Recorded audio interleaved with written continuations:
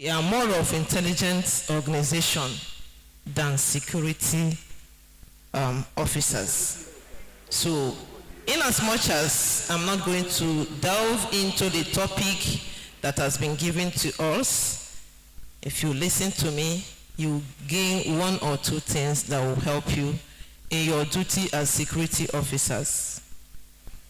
I'm sure that other speakers must have given you some security tips on how to secure the community, the university community or environment.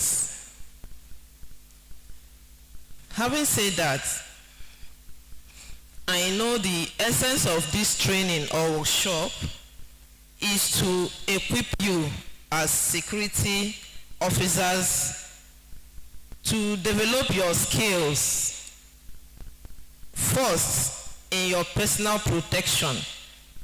Before you are able to protect this environment or protect anybody in this place, you must have what they call personal security.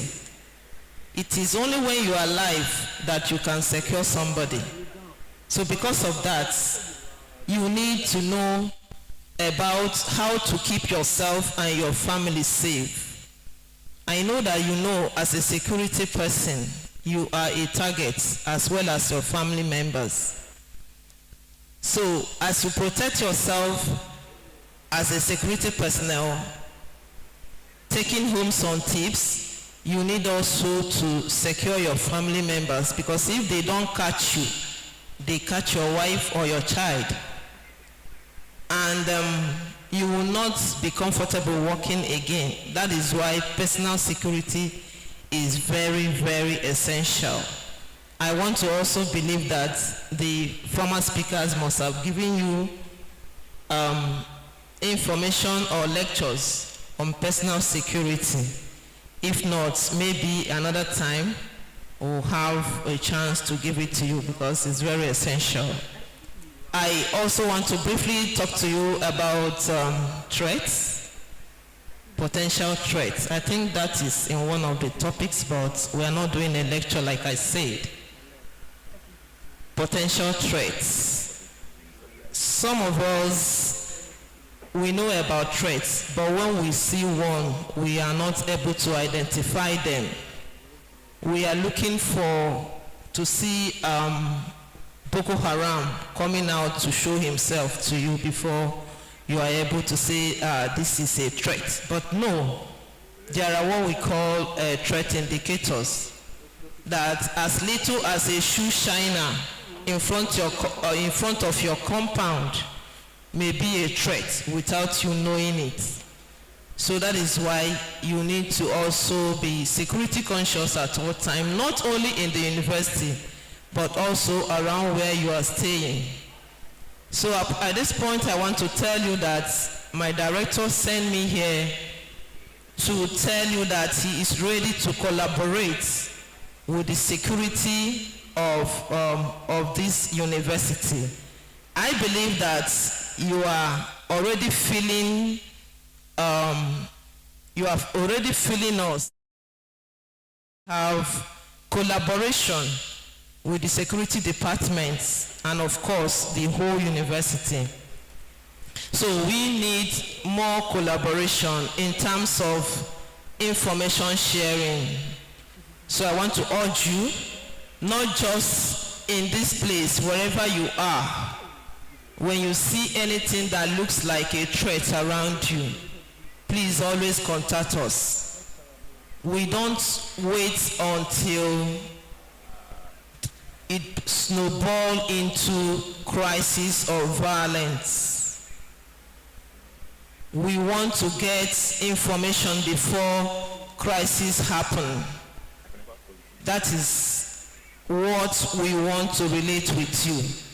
That you always let us know certain things that you think that can cause crisis in your environment. This place in particular, let us know on time so that we know how to prevent it. Because that is the essence of security, to dictate and to prevent. Curtailing or containing it is when it has happened. But we are more concerned about bringing up information, giving us tips about some potential threats that will help us so that we can prevent and ensure the security and calmness of this community. Having said that, I want to also let you understand that there is also need for covert, like you said, covert operation. I asked a question, I said, are you always on uniform? And it's like you have your uniform. But this may go to the management. You may consider some sets that will always go on mufti that may not be known. This will also help this group to obtain relevant information that will help us to prevent some crisis. So if some of these people are not known, they will help, in getting information that will be of essence to you. You may also wish to consider identifying insider threats. There are people even among us that are threats without us knowing. There are also ways of identifying them, even among the staff themselves. So with these points, I want to extend my director's greetings and readiness to collaborate with you at any time. So I want to stop here before I say more that I do not have mandate to say. Thank you so much. Thank you.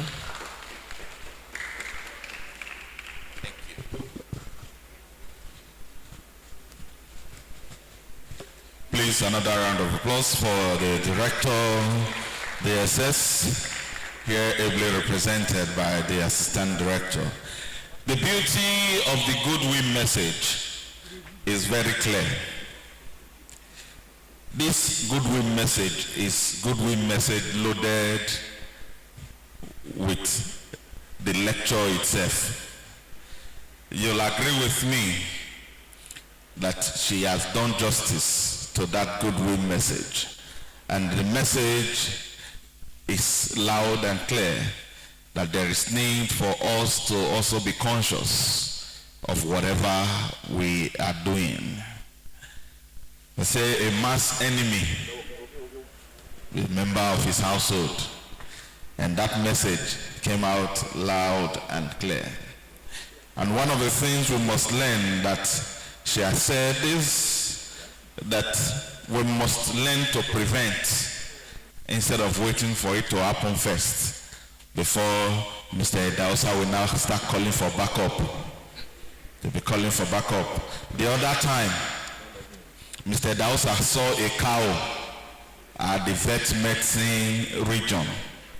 Instead of Mr. Idahosa to go and hold the cow from running, Mr. Idahosa allowed the cow to stray and started using elos to follow the cow around the campus for over 4 hours. And at the end of the day, the Hausa man had told him, "Sir, this cow, if you pursue and pass this one, other thing go happen. Leave him, wait for commodity, go there." Lo and behold, after about 7 hours, the cow went back to the point where Mr. Idahosa first saw it. So it means that we must learn how to prevent it first. I'm sure if he had seen that the cow was not tied at that moment, he will call for serious backup.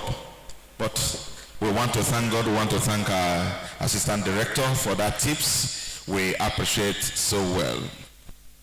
Distinguished guests, ladies and gentlemen, we will be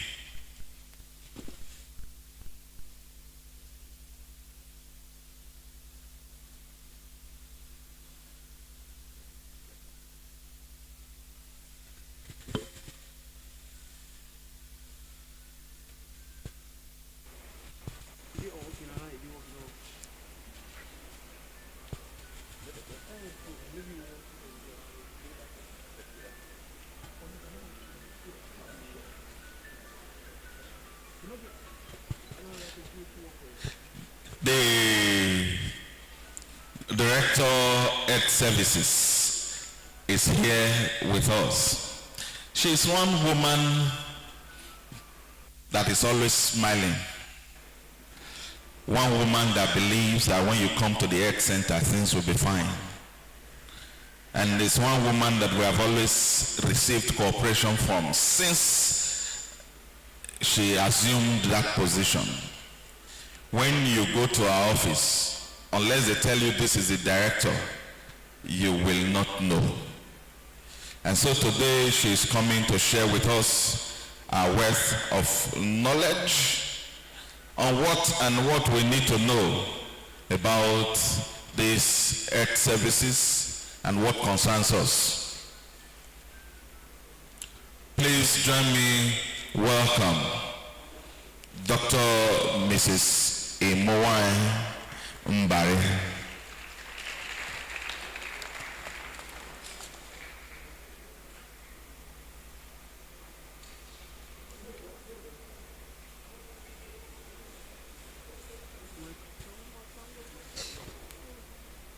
Good morning, members of the high table, participants. Permit me to stand on the existing protocols. I'm Imowai Mbari, Director of Health Services, and I'm glad to be here. This morning, I'm going to be giving a talk. Please, can the projector, person in charge, put it up. I'm going to be giving a talk on health, a priority. Health is very important, but unfortunately, a lot of us relegate it to the background. So I want to remind us of basic things I hope we will remember. I used to tell my son that when I was in class, I used to remember what the lecturers tell me because my mind would be very far, thinking of different things. So whenever I'm opportune to talk, I just beg my listeners, please try and get a few points so it will be worth your time. So what is health? Okay. Morning, dear. What is health? The World Health Organization defines health as a state of complete, not just the absence of disease, but a state of complete physical, mental, and social well-being. So it's not only when your tummy is paining you that you are not in a state of health. Sometimes your mind is not okay. You are sad, you are even depressed, you are unhappy. Then social, when your relationship with your neighbor, with your workers is not in good terms, you are not in a state of health. So it's not only when your leg is paining you or when your head is paining you that your health is not in order. There are other aspects of health that many times we ignore. And also I want to say that your personal level of health affects everything about you. How you look, how you feel, how you act. Somebody greets you and you just grumble and pass. Sometimes I just say people should leave them.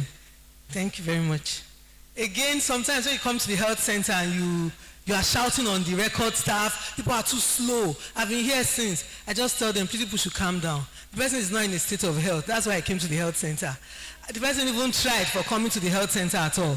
Some of them are in their offices, they're in different parts, but they are not healthy. And so they may not relate to you as they ought. So health is your personal responsibility. Nobody's going to take care of your health for you but yourself. Without health, you can't work productively. When you're not okay, your output is not going to be optimal. So that's the main reason why we make health a priority. Health is not something that you think about when you can no more move. Every day, your health should be your priority. Healthy lifestyle. Healthy lifestyle is one that helps you to keep improving your own health and well-being. It involves having the right mindset, eating good balanced diet, and having regular exercise. I know when I talk of balanced diet, some people say, this Tinubu regime, how can I have balanced diet? But funny enough, you can if you are deliberate about it. If we are deliberate.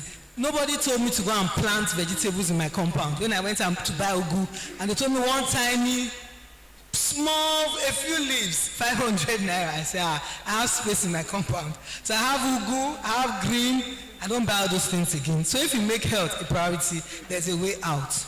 It's also about taking responsibility for your decisions and making smart health choices today and also for the future. So I'll give us some health tips. The first one, eating healthy. fruits and vegetables. If you want to buy the tiniest apple, it's 400 naira. But if you go for oranges are in season now, you can get 100 naira. Mangoes are also in season. So let's try and get fruits that are in season. Every day, if you take one fruit, you're making yourself healthier. If you take vegetables, you're eating rice and stew, you could ask for vegetables instead of stew. It's a deliberate thing. Carrots, just slice some carrots. Or you're hungry, get carrots and take as a snack instead of meat pie, egg roll. Let's avoid all those things that are not healthy. Especially once you start getting above 40. I'm looking at this crowd, or is it a crowd? Most persons here are above 40, maybe except that young man there. Most of us are above 40, a few less. So please, this is not the time to eat meat pie, egg roll. Every snack you come across you are taking. This is not the time. Right now we see students that have diabetes. And they are asking, how come you're so young, but our health habits are wrong. We eat all the wrong things, fast foods. So we need to be conscious about having a healthy diet. The second tip is enough sleep. Many times, if you sleep for 5 hours a day, you feel like you're taking too much time. But sleep is important.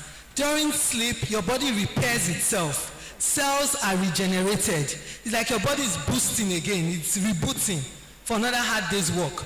I know that the zeal, the drive for money is always there. But let's take time to sleep. Have enough sleep.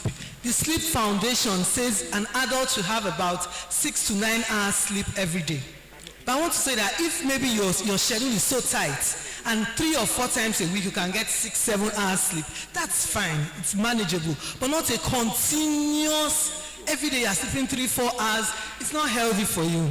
So let's take time. Let's be conscious. And sometimes you find like you're just on your phone. Because this WhatsApp, this social media can take your time. That's the truth. You just be there browsing, checking some things. You don't know the time has gone. It's not like you're even actively looking for the money because you say, I'm hustling for money. But sometimes you're just busy doing something else. So take your sleep seriously. The second tip I want to give you is avoid harmful substances such as alcohol and smoking. Somebody told me that even Jesus took alcohol. Please, alcohol is bad for you. I bothered to get a picture. If you look at the liver of the person that drinks and the person that doesn't drink, their liver architecture is different. And liver is one organ that you have just one. The kidneys you have two. For somebody who have chronic kidney failure, it should have been an ongoing damage. One kidney will first of all fail, the second one will start compensating, for finally both fails. But the liver is only one. You only have one liver. So take care of that, your liver. You don't need alcohol. If you calculate the amount you spend on alcohol every week or every month, you'll be shocked at what that money could have done for you. So remember me today, avoid alcohol. Think about this picture. Think about this liver cirrhosis. That's the picture of someone that takes alcohol. It's called alcoholic liver cirrhosis. It's one of the common causes of cirrhosis in adults. Smoking. There are all kinds of things people smoke these days. It's not only the normal cigarettes. So there are grades. Any one of it is harmful. This is the liver of somebody that smokes and the lungs of someone that smokes and the lung of somebody that doesn't smoke. Is there no difference? A lot. So these people that are making these things, they won't tell you. They're just making their money. And then if you stay in the environment of somebody that smokes, you're also smoking. There's what we call passive smoking. So that's why some hotels will write no smoking region. So if you're a smoker, go to your region and smoke. So these things have consequences. I want us to remember all these things. Some people say it's not possible to do without alcohol. Take it from me, it's possible. If you think of your life, think of the fact that your body is not your own. You are just a caretaker. So handle it with care, please. Another tip here is to be physically active. I tell myself sometimes that when I'm going to the salon, instead of driving down, because some of us that have cars, we're actually lazy. There are places you could have walked to, you drive there. So let's be deliberate about being physically active. I know security persons, people walk around a lot. So probably you're already doing that. But make out time to exercise, brisk walks, maybe push-ups if you are that zealous. Just do something that you can accommodate. The next tip is to relax actively. Just take time, not sleeping at night. This one, they are taking time during the day, evening nap. Just take a break and relax. You are not on your computer, you are not on your phone, you are just relaxing and perhaps meditating. It's important. Your brain cells are resting, your body is resting, and you are getting better. Generally, your body just revives. Another tip here is to drink water. I'm glad they are giving us water instead of drinks. Everybody's learning that. Nigerians, we are being forced to learn to drink water because minerals and drinks are very expensive now. So most persons have just done away with drinks. But please, let's be healthy. Have a little bottle you carry around. Just drink. When you're thirsty, instead of asking for a bottle of drink, ask for water. People say you've heard that water is life. It's true, water is life. Somebody that drinks lots of water, you see it in the skin. The person's skin actually glows. Your organs are being washed. Your cells are better. The lifespan of your cells become longer. So let's learn to drink water. Thank you. Laughing more. Nigerians don't laugh. Although some people say Nigerians are the happiest people. But you see a lot of very serious persons. There's no amount of joke. Sometimes in church, when the pastor says something, my husband is just says, "I'll kick him." You laugh now, waiting. Now you first get problem. And they'll be like, "Is everything you laugh about?" But if you laugh, you're actually exercising your muscles. People that laugh more tend to live longer. There are studies that have shown it. Even our scripture says laughter is the best medicine.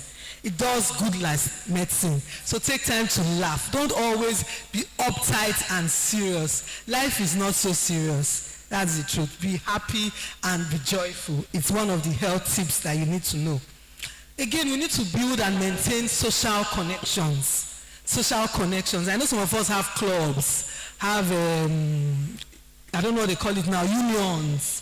But let's be friends, let's maintain relationships. There are some persons that are in your office and you don't interact. You don't ask how are you. You don't know anything about the person. You are just on your own. But we all need each other. You need the next person. That's part of being healthy. You realize that the World Health definition for health was social health. And that means having healthy relationship with one another. Some persons are saying, because I know the moderator said something about it's people in your house that are your enemies. But have friends. Don't be so suspicious. The psychiatrist will tell you that it's a psychiatric problem to suspect everyone. Somebody says something, say, "I don't suspect this person." It's actually a psychiatric issue. Somebody says something, say, "Are you sure this person does not mean something, does not mean?" It's a problem. You need to check yourself. So be trusting as much as we're security conscious. You're not going to give out all your information, but learn to trust the next person. Learn to be friends one with another. You cannot be working with the same person in an office for years and you don't know anything about the person. You are not friends with that person. It's actually a health condition if you lack social connections. Another thing is stress management. Nigeria is stressful. There's a lot of stress in this country. I agree. Nigeria is not the Nigeria we all used to know. But even at that, there are some things you can do to reduce your stress. There are some places you can avoid to reduce your stress. Sometimes when I'm driving, my AC may not even be on, but I'll wind up because those bus people are part of the stress in Nigeria. So I do that. They won't just say, "Madam, go get driver." I'll just wind up and avoid their wahala. So avoid stress as much as possible. Sometimes you can delegate. If somebody can help you with something, delegate. If you need help, cry out for help. Don't think you are a superhero, super daddy, super mommy. You need to take a break. You need to delegate. It's not everything you should do. Reduce your stress as much as possible so that your life will be longer. The last tip I will give is regular health checks. Nigerians default in this a lot. If I ask how many persons have just gone to the health center and say, "I registered here, let me have my BP checked, let me know what my cholesterol level is like," you hardly have such persons. So it's until your body is crying out, you know something is definitely wrong. That's when you go for checks. I know abroad, once you are 40, it's mandatory. You must have a mammogram done as a woman. Check your breast. Men, you must have your prostate examined and then they'll do your PSA. So we don't need to wait. You know you're above 40 once in a while. If it's once a year, once every 6 months, have a regular health check. Just walk up. Sometimes you think of the funds, but I always tell people, Nigerians buy Ashwebi a lot. Calculate all your Ashwebi money. It will be enough for you to have a health check if you're going to pay. So let's prioritize. Health is our priority. It is your priority. If anything happens to you, the world continues. It's just be a minute silence. And if you notice, that minute silence is not even up to a minute. at most 20 seconds. They don't close the minute silence and moved on to the next agenda. So your life is important. Your life counts. Take care of it. Something else you need to do while doing your checks is to know your numbers. I mentioned blood pressure. We had health check for staff last year, beginning of the year. Some persons didn't even know where the cuff was to be placed. The cuff to check your blood pressure. They're asking, we're like, you know this world. So you should know what your blood pressure is. Number is about 120/80 on the average. So if it's a little less than that, a little higher than that, depending on your age, we may not worry. But you need to know what your numbers are.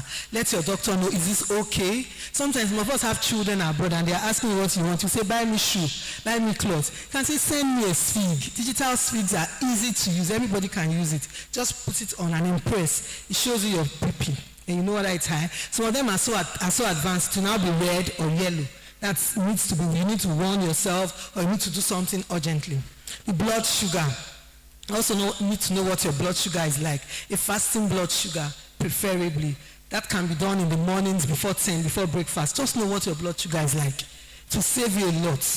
Nigerians will tell you something like, if you go to the hospital, they must see something. So wherever they go, please don't be like that. Don't say they must see something. That's, to me, it's fake faith. Go and check. Whatever they find, then they treat it. If there's nothing, then they tell you you're good and you go back to wherever you're coming from. Your cholesterol. Cholesterol is a substance that is in everybody's body. But if the level is higher than 200, you have a risk of having stroke. That means the cholesterol can go and clog your blood vessels that supply important parts of your body. See somebody that has stroke, it may be that the cholesterol level was high and so it occluded the supply to a particular part. If it's the part that supplies the limb, person may not be able to walk. If it's the part of the brain that supplies speech, person now start talking slowly, not talking so well. So stroke has different signs that you may not even know. It may not be the full-fledged inability to walk where you now know somebody has to, person is dragging the leg.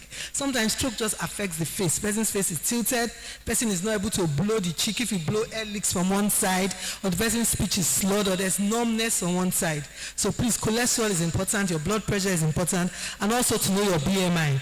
BMI means body mass index. It's a calculation that you do with your weight over your height in meters.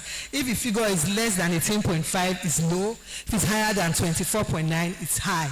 Anything above 30 means you are obese and you need to lower your weight.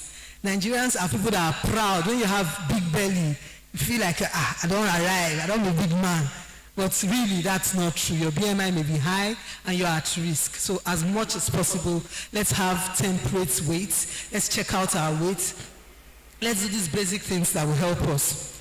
I put our emergency numbers here. There are sometimes that as you're going around your duties, you see a student that can no more walk, or you are feeling so weak, somebody having convulsions, somebody that cannot stand. Those are emergencies, and you may need to call us. These are emergency numbers. I'm sure your guys will have them.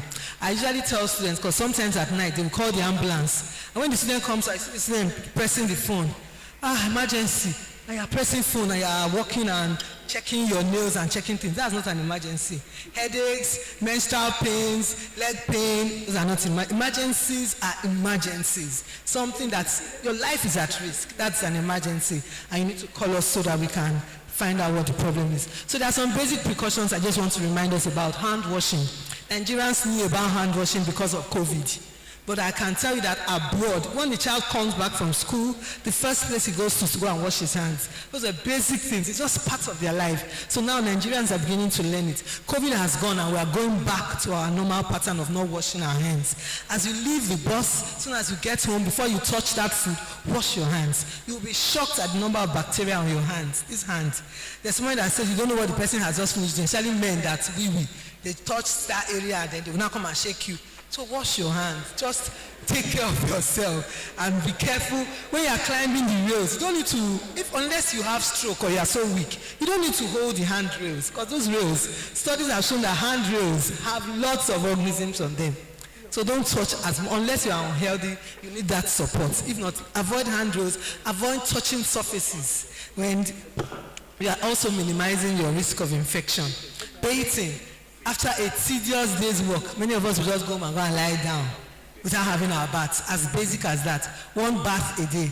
People that don't bathe so often because our weather is very cold and you find out that they don't sweat. But we in Nigeria, we're in a temperate region. You need to bathe regularly, have your bath twice a day. Oral health. Sometimes you tell your children, brush your teeth at night, and you haven't brushed. I learned from my children that don't even tell them to brush without brushing, because they ask, Mommy, did you brush? So do what you're practicing. So let's learn to brush. Toothpaste is expensive. You can use a little at night. It doesn't have to be so much. Use it, brush your teeth, and have oral health. Some people talk about changing toothbrushes at least twice a year. I know we can use our toothbrush until all the house saying shaggy. But let's change our brushes as often as possible. Safety precautions. We need to wear protective gear, helmets, seat belts. I like that road safety is now there reminding us of our seat belts, but it's something we should do as a knee-jerk response. Wear your seat belts. Right now, face masks. If you know you have a cough, you are coughing, use a face mask and then don't cough in somebody else's face. Try and remember to cough into your elbow. Avoid risky behavior. I had mentioned smoking alcohol before. Let's remember that. Let's stay informed. Right now, there's dengue fever that people are talking about. Have you read about it? Have you checked it out? Just know basic things. If you go online, if you press Meta, just talk to it. It will bring out information. So let's stay informed. Let's know the basic things we need to know. Diphtheria. Is your throat paining you? Is this happening? Some of us are weary of vaccines because they say people want to make us infertile. It's not true. One of the gains of Africa is immunization. Let's allow our children to be immunized. And if there are any immunizations that we can take as adults, let's take it. Let's not be afraid. Immunization has helped us a lot. I can't remember seeing any child with polio. I can't remember seeing cases of measles. Even if you have a case of measles, it's mild. Those days, if you see measles, you call black measles because the skin will be black, the child is itchy, red, having diarrhea. So even if a child has measles, it's mainly the rash. It's modified because of the vaccine. So these things are good innovations. Let's take care of it. As we always say, prevention is better than cure. There are certain things, certain conditions you can prevent by these basic things we've talked about: hand washing, drinking, eating healthy. Avoid, if you are taking salad at our age, we shouldn't put cream to the salad. Just take only the fruits in it and leave out the cream. That cream is so full of cholesterol. So just be health conscious. If you are health conscious, there are many things you will avoid. But if you are not thinking about your health, you just don't care. Somebody will say, when a man will die, now he will die. No, African man, not a quick die. These are sayings that it doesn't just make sense in this time and season. The reasons why the white live long, because they take precautions. They go for checks. They are not afraid. You now tell somebody that he has typhoid. You say, "No, my enemy get typhoid." Who is your enemy? We are talking about you. We are not talking of your enemy. So please, let's face facts. Let's do what we ought to do. Let's take care of our bodies. So in conclusion, I want to advise us: enjoy your life. Don't be so uptight. There's only one life you have to live. Live the best of it. Be happy, be joyful, and then be content. Godliness with contentment is great gain. Many times, because we are comparing ourselves with ourselves, this person has one car, I must buy my own big car. This person has built out. Just take your time. I'm not saying don't aim to be the best you can be, but don't be discontent so that you are not happy. Because if you are happy in yourself, a lot of things will move for you. Remember that your health is your number one priority. So be intentional about it. Thank you very much. I can take questions. Questions? Thank you.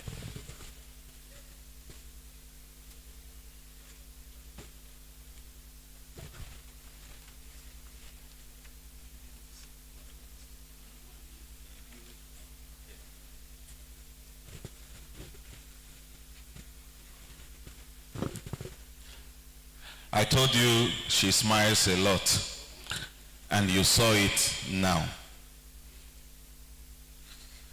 Wilson, you that we hold offender and you are frowning. You want them to know that the offense is grievous. You have heard now from the health professional that you are punishing yourself. They say when you laugh with them, they will see you finish. That's the local balance. And so, as a security personnel, I have some in my faculty, they don't laugh. So now I will make you laugh all the time. Whenever I see you, you must laugh so that you won't grow old.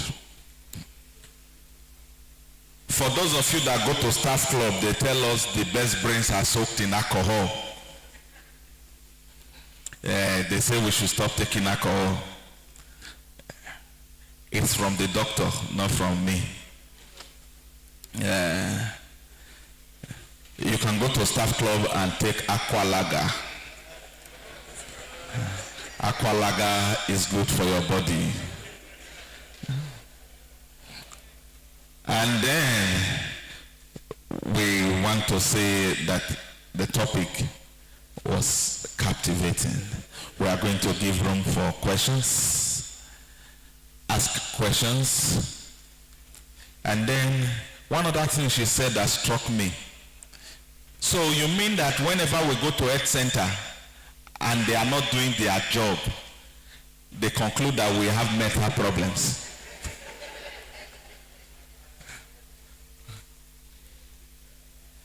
You go there, some of them will be pressing phones. And then they expect you to just write and go and sit down. And director may not understand that many of us will not want to come to the director's office to be reporting our colleagues. So when director is not meeting with them, they will not say, you know, they are not well. That's why they came to health center. It's okay, director, we are fine. We are going to give room for questions. Please be very free. Ask questions. You may know the answer, but the question may benefit the next person. That is the essence of a workshop, so that the ideas will not remain in one place. Questions? Please come.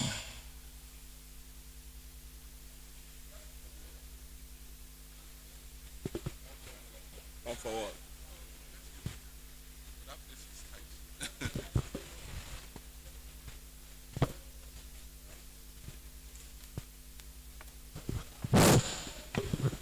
Thank you, madam. I really appreciate your discourse. I'm confused though. I like drinking water, but the embarrassment that comes with it is water down beer.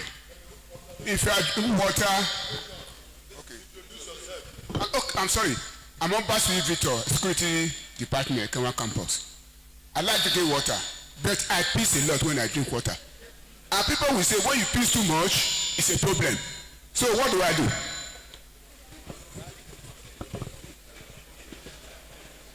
She's taking notes. Let's get other questions. Other questions? Good morning, sirs. My name is Igomo Ken, Ubo Campus. It's concerning my colleagues. Most of us do night. And after night, it is believed that they should always go for regular checkups because of different body levels and all that. But I find out that most times when we go there, most of the doctors really don't understand what we have passed through. What they're supposed to give us, they give us different types of medications which are not supposed to work with our system. So I want her to know about that. Thank you very much.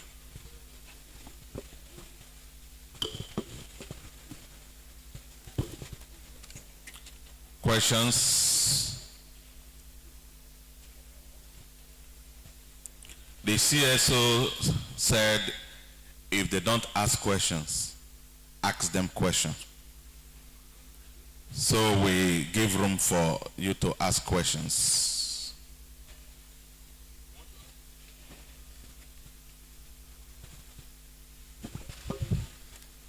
Ilumale Benedict, this CSO. My question is, while we were growing up in the village, we were not used to toothpaste. As we have just said that we should brush our teeth regularly. We were taught on how to use chewing stick, which are medicinal. And even up to today, I don't use toothbrush. I use that chewing stick. How do you reconcile this thing?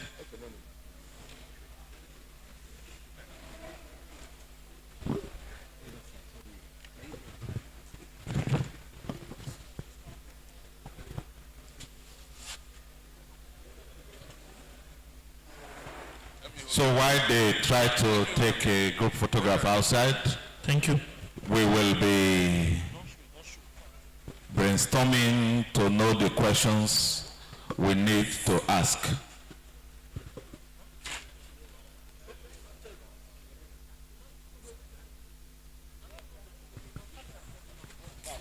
The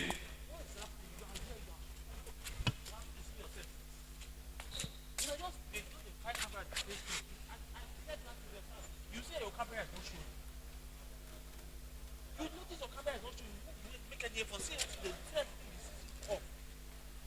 But I not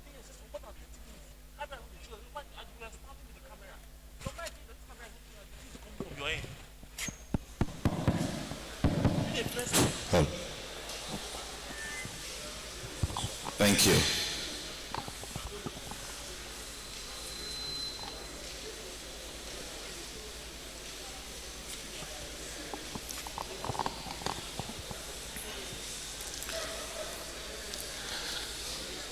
Take a nap is the advice from the doctor when you are in a Dausa's bit and you are taking a nap. Are you here to come and sleep or you are on duty? Now the doctor is saying take a nap. These health tips and security tips, they are not working together. I don't know if you are feeling it. They say take a nap. When you are taking a nap now, they'll tell you are sleeping on duty. And now they say it's good for your health. Yes.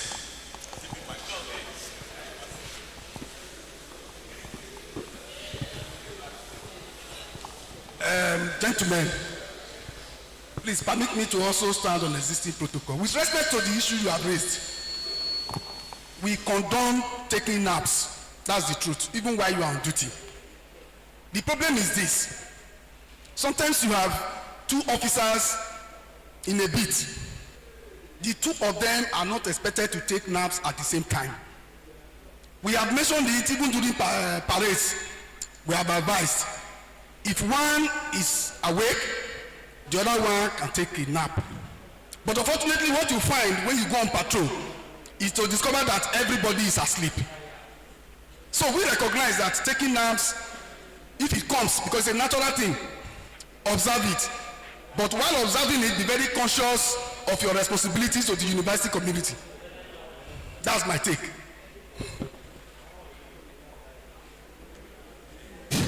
Take a nap. Now the Director of Health Services is here. We'll continue with the questions. Please ask your questions. Boy, sir. What? My name is Mr. Muru Momodu from Ekewa Campus. The issue of taking a slap or sleep, nothing like that. In our mosque, day first day, because the minds are mostly our mosque. They monitor it, better it takes sleep. Just for short time, they steal the phone. They break into the mosque. They stole the phone. They cut a wire. It's now said they are using shall. It's not shall. He monitor you. As we are busy, he was looking at you. He had you to the mosque. This is what happened day for today now.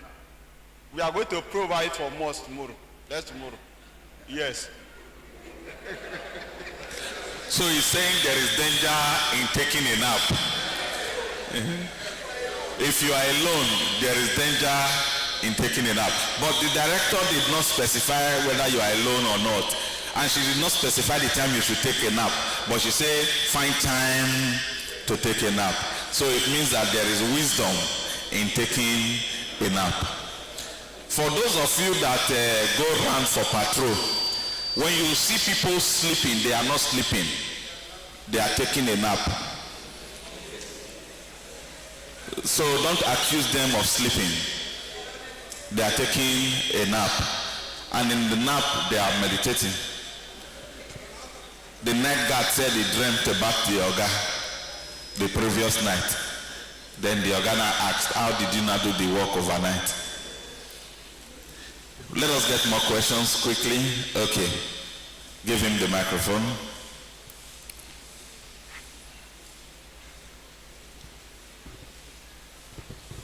My name is Lawrence Imagulaya, security for Moro campus.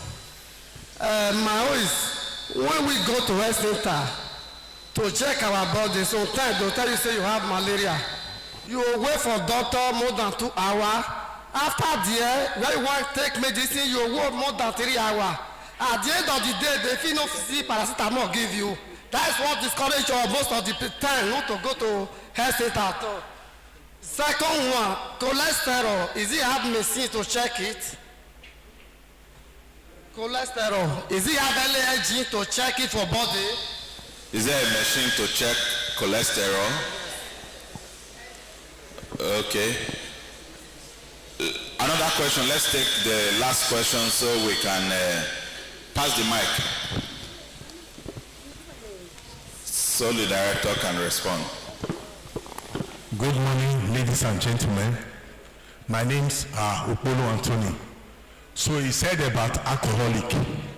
So like me now, I like Pami very well. I don't really know whether Pami, whether it has effect on human being, because I know that it's natural.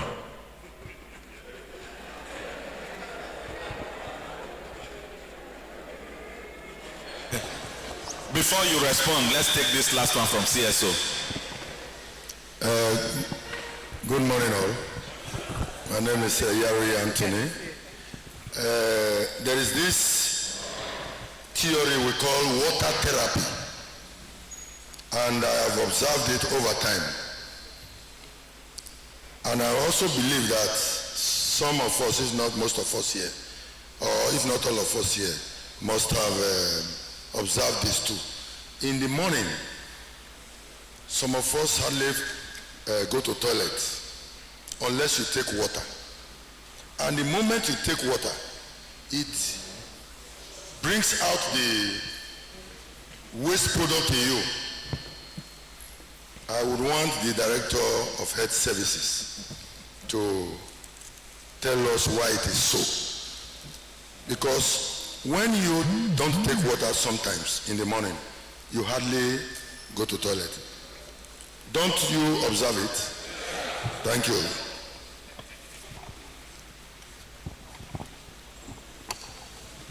My chairman, sir.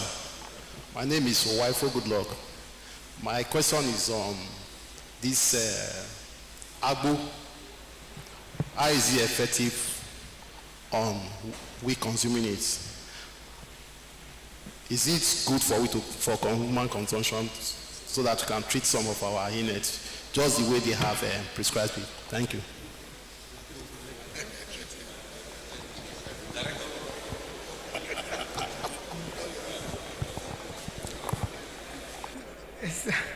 Thank you very much for your questions. I can see you listened very well. Thank you. The first one about urinating. If you drink a lot of water, especially at night, you will tend to pass lots of urine during the night and wake up more frequently. So usually I would advise drink water during the day when you're alert so that your sleep is not interrupted so often. But during the day, if you have to go often, that's not a problem. But I would advise, if you think you're weeing more often than usual, have your fasting blood sugar done. If you urinate and your urine is clear, that means it's not yellow, it's not amber, it's clear, just a little tint, then that means your kidneys are working well and they are healthy. The clearer your urine is, the better for you. So please just have your fasting blood sugar done so we are sure that all is well. Thereafter, reduce your water intake from 6-7 p.m. so you can have a good night's sleep. The second comment was about different drugs being given to you when you go to health center. I don't think any doctor will give you a drug that is not good for you. So please, if they give you drugs, I believe it's good for you. The doctors we have at the health center, unless at night, that we have younger doctors. During the day, we have experienced doctors that will not prescribe a drug that you do not use, you do not need. I always tell people that every drug has a side effect, even vitamin C. Vitamin C has side effects. Also paracetamol. The reason why some studies have shown that the incidence in renal failure because of increased intake of paracetamol is nephrotoxic. So every drug has side effects. So nobody will give you a drug you do not need at the health center. Chewing stick. I use chewing stick sometimes. Chewing stick works very well. It makes your teeth whiter, actually. But it will not give you that breath that you need, the fresh breath that you need. That's the main advantage about the toothpaste when compared to chewing stick. And also the chewing stick will not do a very good job on your tongue. The brushes will go in between because there are some what we call pili on the tongue, that if you use the brush, it will get those things out. There are also plaques in between the teeth that the chewing stick may not reach. So chewing stick has advantage and disadvantage. I would advise us to use chewing stick when you're at home, maybe weekends. You know, you're not going anywhere, and then after brushing, thereafter use your chewing stick to get benefits from both. Some people also talk of some sticks that have antibacterial action. So I know chewing stick has advantages. So, but I think you should balance it with the Oibo toothpaste because that one has a antibacterial, has some other fluoride that's good for you. Taking a nap. I said naps are good, but I didn't say you should take a nap at work. When you're at work, you're at work. If I see my secretary sleeping in the office, I usually scold her. This is not where you come and sleep. Work. There are files to be attended to. Don't come and be sleeping here. So there are times to take a nap when you're at home in the evenings, weekends, not during your duty when you're supposed to be patrolling and now be dreaming of armed robbers. I did not say that one, no, please. Then about the health center time wastage, I agree that sometimes there are peak periods, especially when students are writing exams. I've noticed that's when we have the highest turnover. Exams period, there are usually many students. So sometimes you tell the doctors, let's have more hands, but usually in the mornings, that's the peak time. We have at least 5 doctors at the health center. The turnover has increased, but we have not had. The last time an employment was done for doctors was 11 years ago. Our youngest doctor at the health center was employed 11 years ago. In between that time, we've had doctors that jackpad, we've had doctors that changed to better places. So we need to have more doctors, and the staff strength and the student population has more than tripled. So time wastage is not something we can readily solve right now. But as regards drugs, I can say that things are better compared to when some years back, even when I was a student here.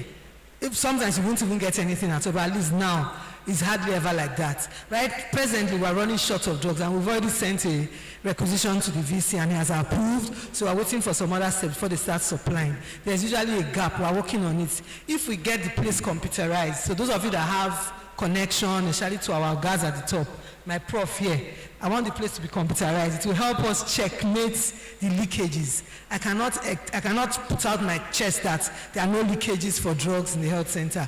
That one, we are doing our best, but this is Nigeria. So if we have computers in the place, time spent there will be less, and the shortage, the out of stock for drugs will be a lot less. By the grace of God, before the year ends, we're planning to computerize the place. I hope that plan works.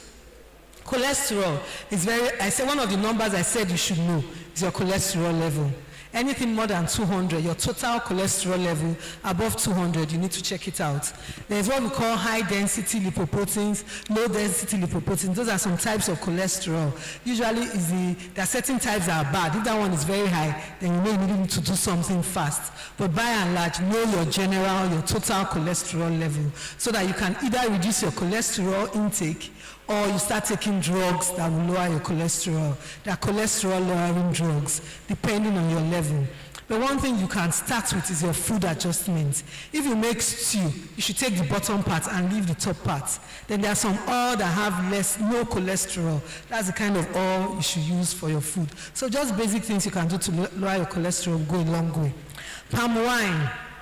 Palm wine is good for the eyes, we know all that. But everything should be done in moderation. That's the summary. Bible says be moderate in all things. So even in the Bible, when Jesus went about having drinks, it was grape wine, it was fruit wine. So the kind of wine we are seeing these days has a lot of alcohol content. So we need to be careful about it. So if you take a little palm wine, the fresh one, that very fresh one, once in a while, sir, I need to add that. Because this, you start small. That's what, before you know it, you are increasing your volume. And the body has what we call tolerance.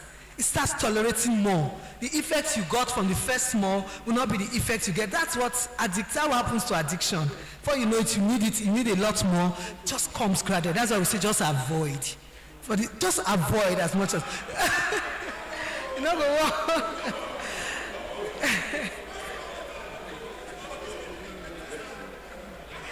It's well. Water therapy.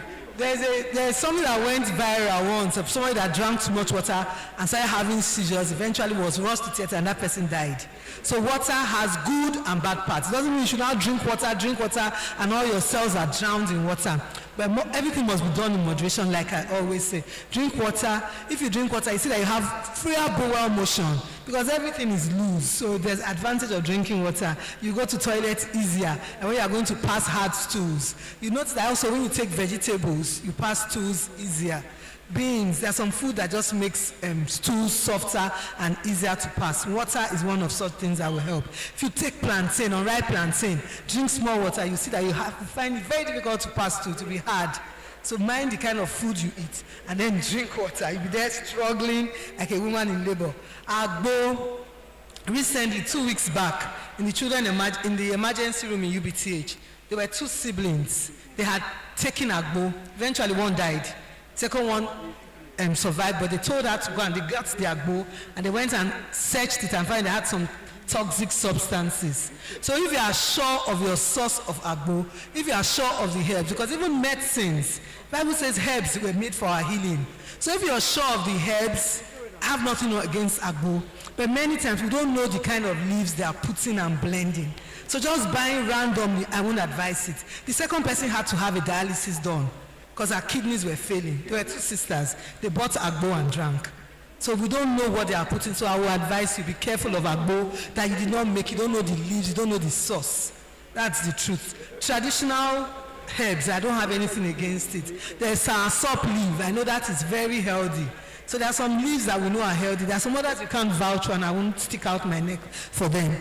Rather than taking such things, I will go for the white medicine anytime, any day. I think I've answered all the questions. Thank you very much. See you at another time.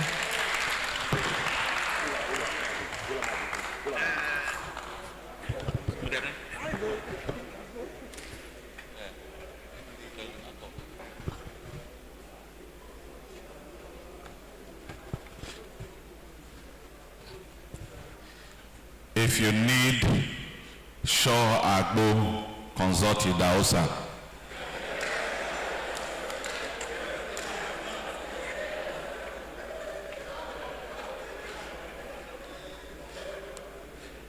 And if they want to even mix Agbo for you, they will use water to mix it. But Idahosa son, they don't use water. They say the best brains are soaked in alcohol. But the Director of Health Services says moderation is key. Those who have eyes, let them see. Those who have ears, let them hear. It was in those days. Now, those who have eyes, let them hear. Those who have ears, let them see. May I invite the Chairman Security to please come and do a vote of thanks before the Director leaves. Thank you, Master of Ceremony. I think you say you call yourself a name, you say compare. Am I correct? Compare. I didn't know, I'm not an Englishman. I have to request what does that stand for. So he explained that after the PRO in the ceremony, he stands. And when the PRO is not there, he takes over. I'm not giving a vote of thanks because we have some few minutes or maybe 1 or 2 hours to stay behind because we also have some internal discussion among ourselves. And the vote of thanks shall be given at the end of today's program by the artist Chief Officer of University of Benin, Mr. A.O. Yawi. I'm here to appreciate somebody, a dynamic, a strong, caring, and hardworking woman. And I'm also proud and lucky that she's also of my extraction as a Benin man. There is an historian, a Ghanaian historian, George Agri, and I quote, that a man that is not proud of his color is not fit to live. Anytime, any day, I'm a proud Benin man. If you come from one end of this war and you're not proud of yourself, then there's an issue. If God has wished for me to come from America, it will so be. But for the fact that I'm a Benin man, that is the wish of God. I'm proud anytime, any day. And like people will always say in the palace corner, or what they call it, when I come to this world 1 million times, I want to be a Benin man because of what it entails and the affiliation. So every human being, wherever you come from, please be proud of your color. Thank you very much. And that person is our dear beloved sister, a beautiful woman with a beautiful heart. And one thing that I'm not too happy about, where it's all the same, a very beautiful woman, one Igbo man, just came and stole away from us. I would have appreciated that it's a good thing never hides, and that's why the Igbo man was a very lucky man and fast-forwarded and beat all the men to it. That is our beloved sister, Dr. Mrs. Imowa Mbere. I think I'm correct. Umbare, sorry, Umbare. No Igbo. So you see, if you check your program, you have 2 days program, day 1, day 2, and it was well evaluated, nurtured in a calculated manner that it captured all the relevant components of the security. And of course, sometimes the brain overworked, you forget so many things. And it's only a foolish man that fails several times and refuses to get up. The 7 up today, 7 times the experiment was performed. It was the 7th time the formula was arrived at. That's how you get the 7 up. So if you fail, don't stop there. Winners never give up. So on Monday here, you know the program commenced yesterday. Today is Wednesday. On Monday, we came across ourselves at the ante room of the Vice Chancellor of the University of this great university. We were discussing. Although we did send her an invitation for this program, and it got to me that you cannot be working. Some of us just fall and die because we don't know the health issues of ours. I might decide to give this. 3 weeks ago, we lost a very vibrant, hardworking, serious-minded pastor in my church. So painful that the name was synonymous with the church. And I also told my wife last night, I'm so pained now that we are not contributing money to bury her. And no call was made to see how we can contribute money to save her life. See, pastors are like doctors. And they're also like teachers. Teachers, you don't need to know the persons where they come from who teach. I mean, doctors, nurses, when you have emergency, you go to the clinic, you don't need to know whether he's rated or Igbo or Benin or Ishan or whatever. You treat. Same thing with the pastors. They carry our problem on head. And we don't care how they feel. So I told the senior pastor, this must change. It must change. Check your health status. And we have to contribute so that the health status of pastors should be checked. When you wrote to pastor, pray for me. You don't even know what that pastor is going through. Has he eaten? Does he know? Do you know whether I have problem at all? So like I was saying, I ran into my sister, myself and the CSO were waiting for to be ushered into the VC's office for normal routine.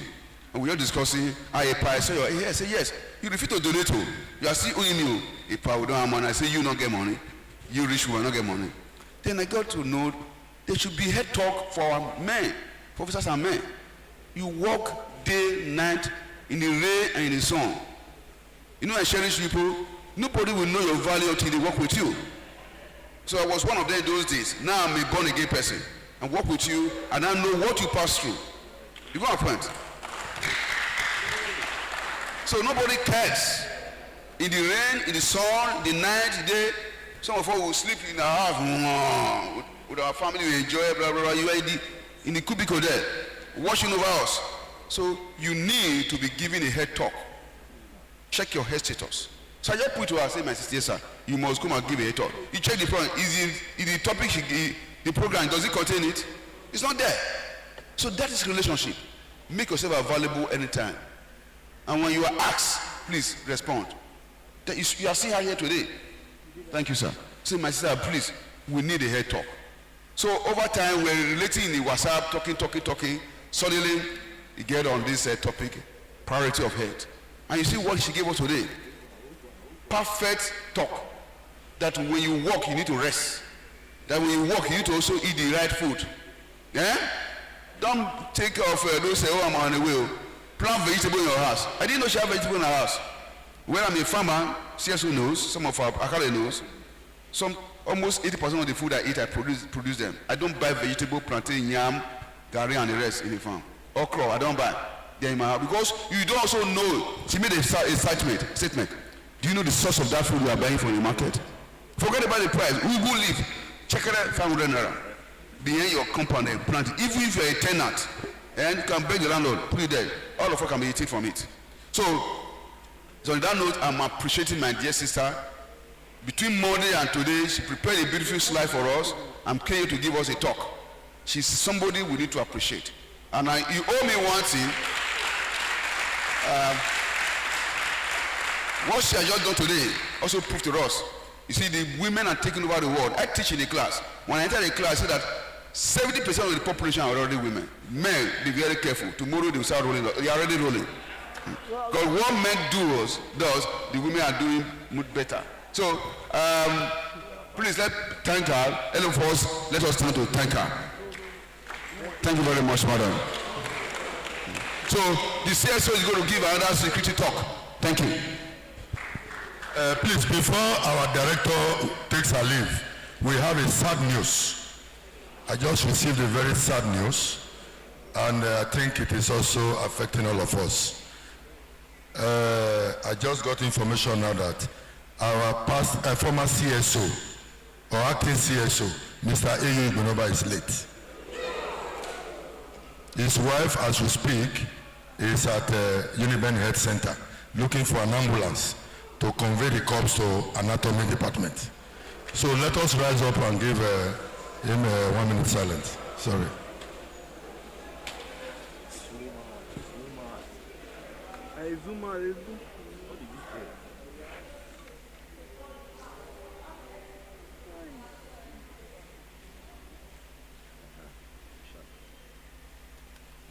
May the soul of the faithful departed rest in the bosom of the Lord, in Jesus' name.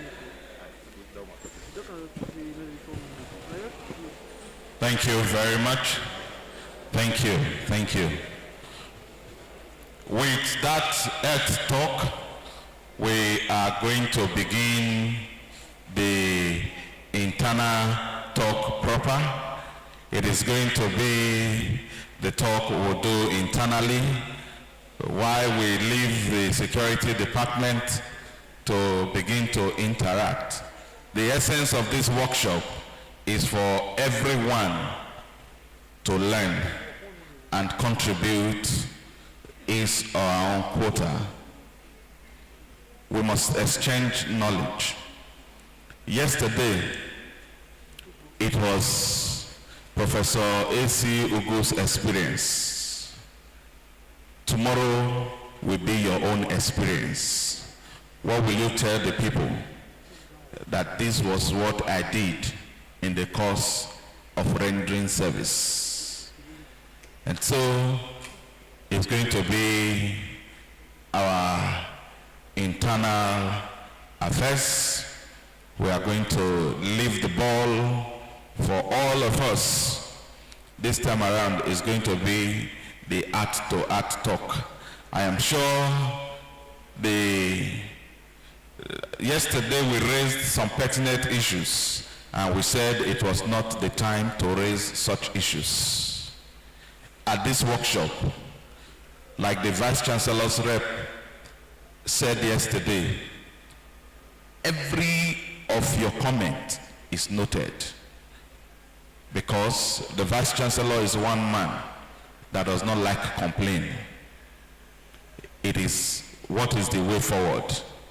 And so if we are looking at the way forward, we must look at it objectively. We must be sincere with ourselves. And then the area we feel we can contribute, let us also do our own before complaining. Many of us would like to pass the blame. We want to pass the buck. We want to feel that this person is the wrong person. This person is not doing it rightly. We also established yesterday, when you try to reduce your colleague before others, it will get to your turn. In this life, it is turn by turn. When you think that you are the one that is the saint, that is loved by all, a time will come. You just know all of this with your children. For those of you that have stopped giving birth, for those of you whose children are now in the university, once upon a time you used to complain that the noise in the house was too much. Now you not beg them to come home, to just come and make the house busy. That is how life is. And then the director of health said something that affects all of us, where everyone around you is a suspect.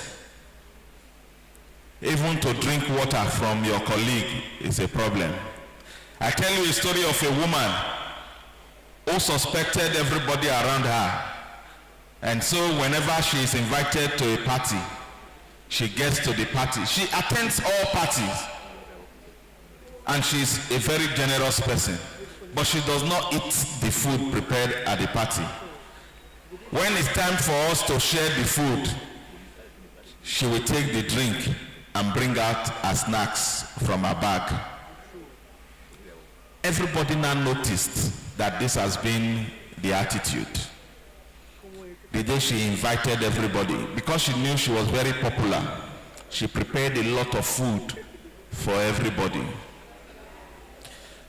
And lo and behold, when people came, the place was full. She was very happy. She made the arrangement for the food. And at the end of the day, when it was time for the food to be served, people brought out their meat pie, their egg roll, and took the drinks. Or was it the Igbo man who will come for your party and act as if he's drunk? He is always happy. When you give him food, instead of eating your food, he'll be splashing the food everywhere, making you feel that, oh, he's happy. It was a way not to eat your food. He had done that at different occasions and people took note. When it was time for him to also invite people, remember, he was the only one doing it at other people's event. But at his own event, everybody did what he was doing. It became more embarrassing. And so we must learn how to place ourselves. We must learn how to put things very well. There is nothing that can happen to you if God says it's not going to happen. Where everybody becomes a suspect, there is no peace. The university is supposed to be a community, but we are worse than a community because we don't love ourselves. We try to look for the problem so that you have stories to tell the next person. The other one, so you enter wahala. When they collect this one's job, they will never give you the person's salary. And so, let us do it and do it so well. We will be having an interaction, heart-to-heart interaction from the security department. So we now hand the microphone over to CSO. He's going to take it from here. Please be very free. You know, when they say be free, feel at home, not means you go destroy television where you did the parlor where you for come visit. Discretion also matters. CSO, sir. Thank you, sir. Greatest Uniben, greatest security personnel, great. Today is a very sad day in the annals of security department because of the news, or let me say the sad news we just received. We are going to keep you going pending when the Commissioner of Police, Edo State Command, CP Monday Agbonika, will arrive. We are reliably informed that he traveled out of Benin City, but he is sending a rep to talk to us. He was supposed to be here yesterday, but due to exigencies of duty, he couldn't make it. And that is the reason why he is sending a rep to talk to us. That is the information just received by us. Just like I said, we will keep you going. The issues I want to talk or dwell on borders on beat duties, or what we call general duties. We have come a long way on this job. time is coming when these CSOs will be guiding bits. Am I correct? It is imminent, and it's likely to be maybe by this next promotion exercise that will come up in October. We have always appreciated the university management for giving us the wherewithal, the convenient environment to perform our duties. I want to use this medium to express Security Department's appreciation to our amiable Vice Chancellor in the person of Professor Edoba Bright Omoegi for his support to the department. His government is an embryo, but within this short period of time that he has been in the saddle of the university administration, he has performed wonderfully well. Please let's give a round of applause to the Vice Chancellor. The economists will say human wants are insatiable. Not so? We are like Oliver Twist. We always ask for more. The Vice Chancellor is desirous in giving us our working tools, which includes whistles, uniforms, torchlights, rechargeable lanterns, etc., etc. We have some challenges as a department of security. I have come a long way on this job. This is my 37 years as a security personnel, and I have seen a lot of wrong things happening. A child born 37 years ago is not a baby. That child by now should be married with children. So when we speak, we don't just speak, we speak because we know why we are speaking. Security department is a disciplined department where laws, rules must be obeyed. And that is why you see we apply sanctions when necessary. Let me take you back to what happened yesterday. A female security lady from Ekawa campus called me in the dead of the night, in the wee hours of this morning to say, CSO sir, she's indisposed and that she doesn't think she can come for this workshop. And I asked her, what is the problem? She said, as she speaks, she's on bed, hospital bed, and she's on drip. I wouldn't want to mention her name. I said, oh, sorry, I sympathize with her. And I told her, ask her a question, have you reverted to the overseer at Ekawa campus, which is Mr. C.B. Igwe? She said, yes. I called Igwe. Igwe didn't want to listen to me. Igwe said she should go and bring a medical report. So I said, what is wrong with that? She said, Igwe didn't even give her audience. I said, which audience are you expecting from Igwe? If you are indisposed and you are hospitalized, it therefore means that you are not capable of reporting for work. Isn't it? It's a simple thing. Request your doctor to give you a medical report or an excuse duty certificate. So exempt you from duty for the period you will remain in the hospital. I also told her she should not be unmindful of the fact that the senior staff regulations clearly states that if you are absent from duty for 4 days without valid reason, you stand to be dismissed from the system. Am I correct? 4 days. Go and look at chapter 12, subsection 12b, 4b, chapter 12, subsection 4b. We all have our copies.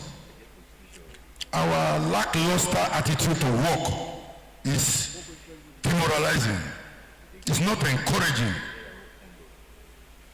I started this work as a patrol guard, level 2.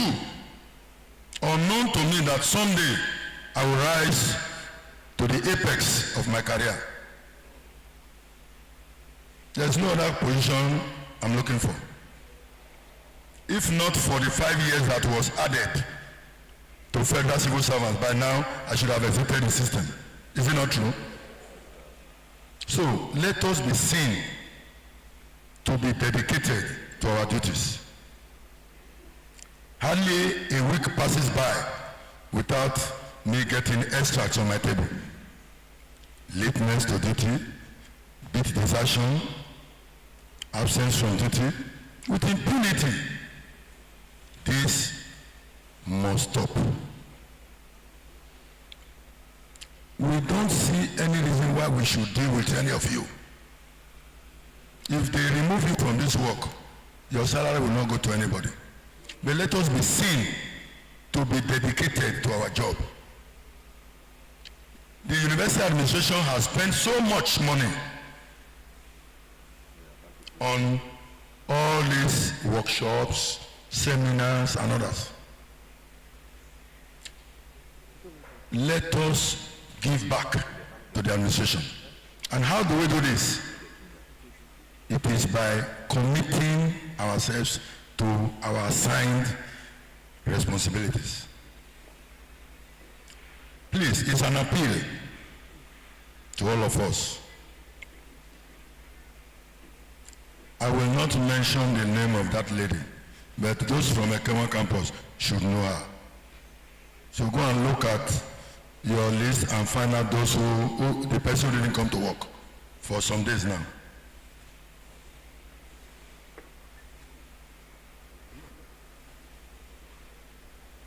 So, I want to also advise that if you have any reason whatsoever not to come to work, follow due process. Follow due process. And what is this due process? I have seen situations where some guards will just go directly to their area commanders instead of reverting to their zonal commanders. They will go to their area commander. Some even come to the office, maybe to meet the admin or even the CSO for something that your zonal commander can handle. We've also had stories where it is said that not be that office, let him book me. The extract will go to the office. Am I correct? And I have also called those my officers in the office. This is not a good development. It's not healthy for a guard on beat duty to be boasting, not be that office. Let the extract go there. It doesn't portray good image. So if you are in that habit, please desist from it. Desist from it. I wouldn't want to overflow this issue. We have senior deputy CSOs who are here to also speak on general duties. At this point, I will call on Mr. C.A. Ungu to give us a talk. After him, the operations officer of the department will take suit. Thank you.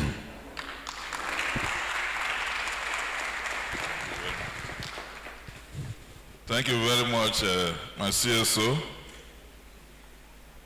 I appreciate the Chairman Security Committee, Professor Kaise. Above all, I want to appreciate the Vice Chancellor of the University of Benin, Professor Edoba Bright Omorege, Sam, for making it possible for us to hold this kind of event. You will remember that we had this kind of event sometime last year. This is the second edition.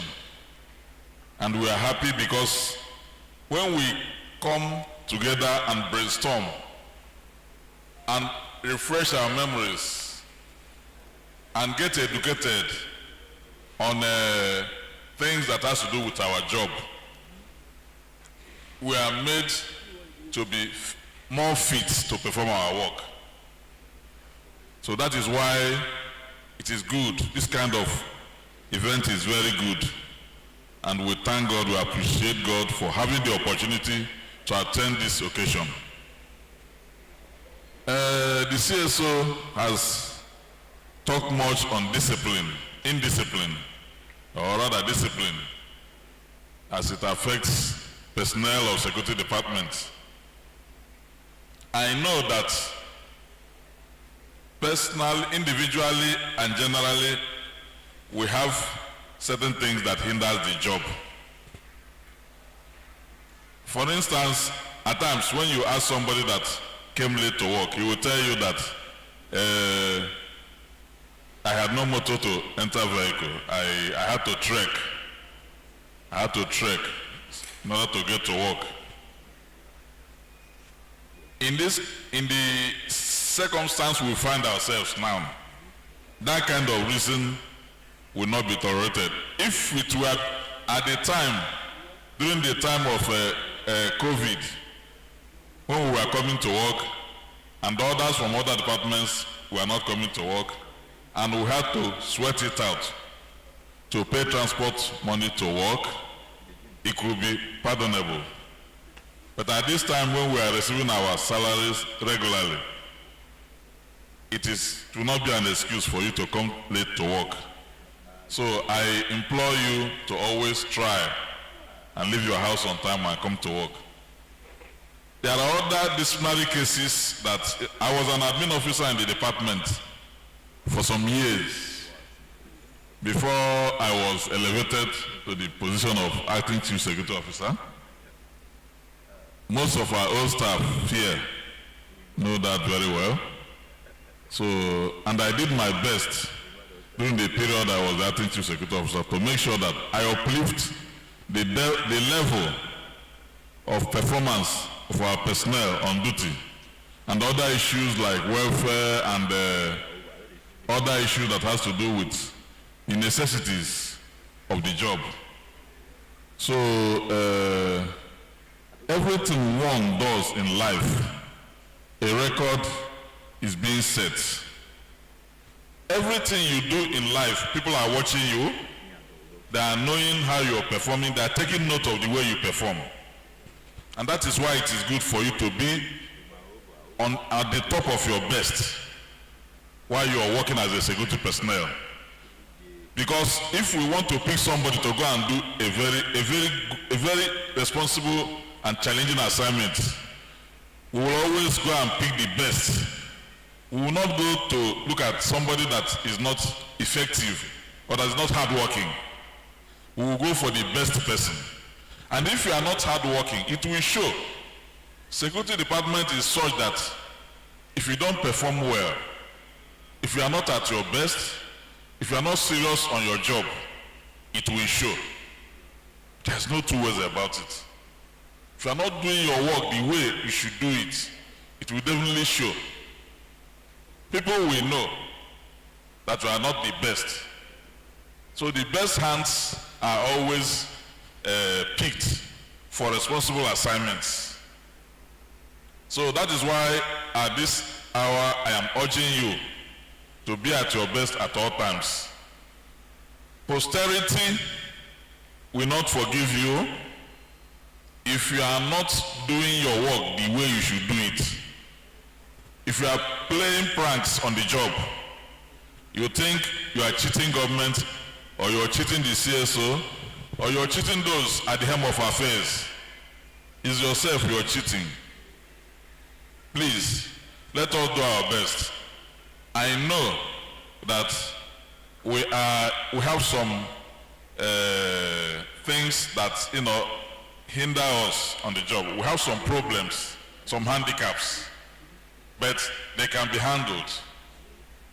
And I know the CSO to be somebody who does not relent in tackling any issue that is aware of. So I urge us to be at our best at all times, perform our duty, so that whenever one comes and wants to challenge you or to accuse you of one thing or the other, you will be able to defend yourself. You will beat your chest and say no, that person cannot, that you cannot be, toyed with as far as performing your duty is concerned. Please, I want you to be at your best. There are issues that need to be addressed. Issue of uniform. It's like there is decline in the wearing of uniform. Look at the operation officer, Mr. Ugbo. He's a deputy chief security officer.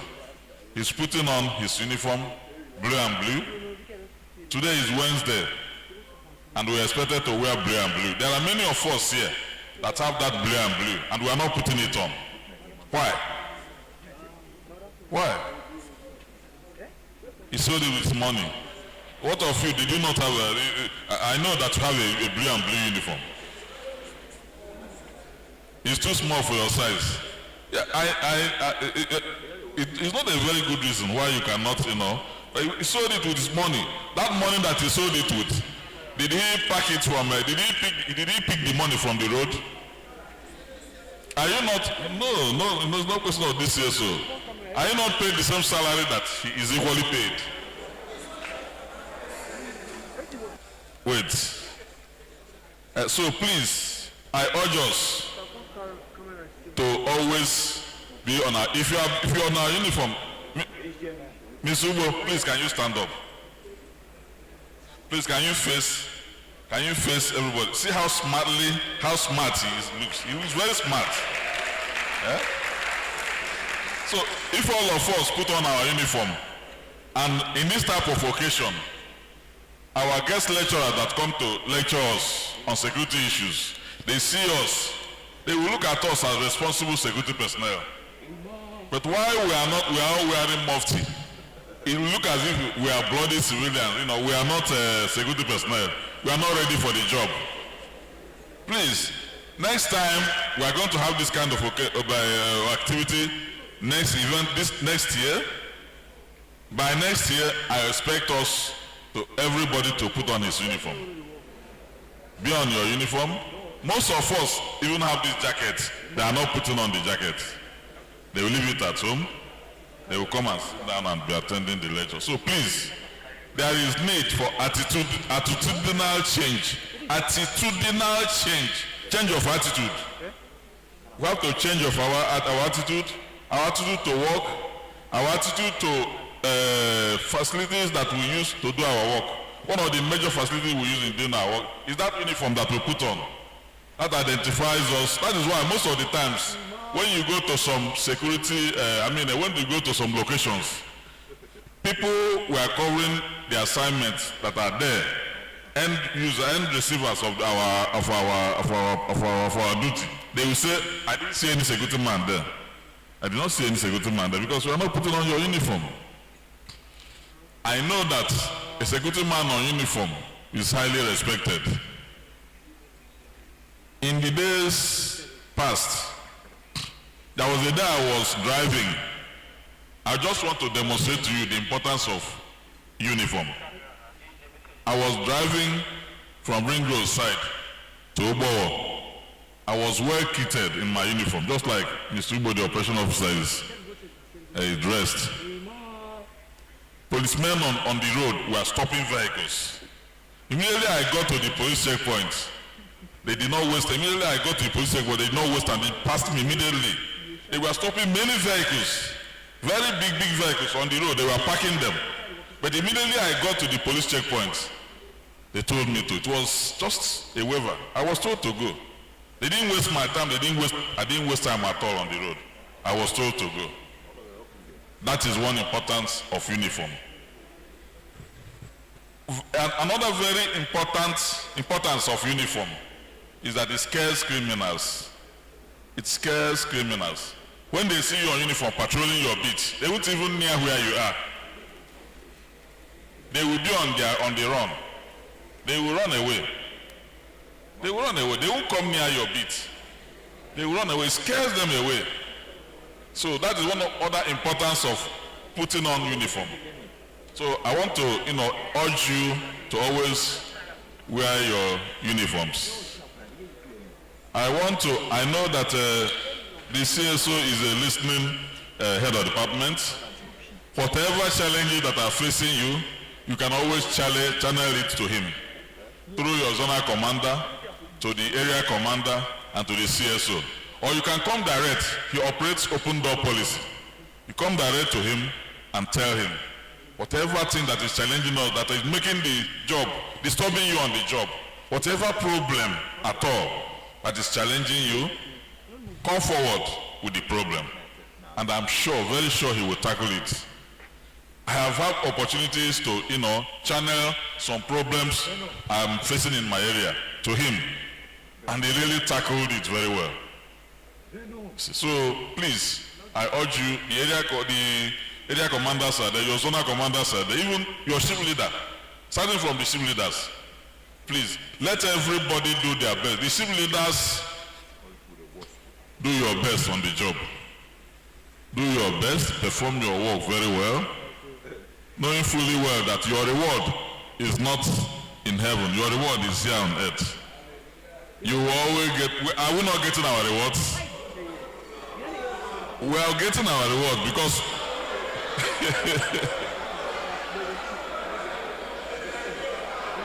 forget, there are some bottlenecks that are always on the job. There must be problems here and there, but those problems are being tackled. They will always be tackled. You understand? I know if I start asking questions now, what are the problems? You will tell me shifting allowance, overtime, and all that. We have been pursuing it.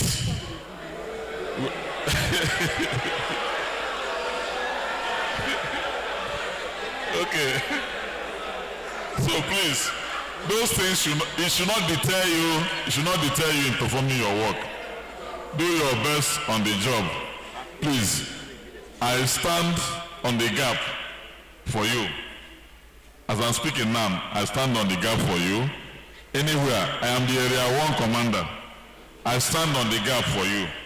Even if you are in another area, in another zone, and you have anything that is disturbing you, you want to channel it to the CSO or to the chairman security committee, come to me. I will deliver the message. On this note, I want to thank you. You people are very hardworking. You are hardworking. In spite of the fact that there are some people that are not, living up to expectation, but majority of you are very hardworking, and I commend you for that. I thank you so much.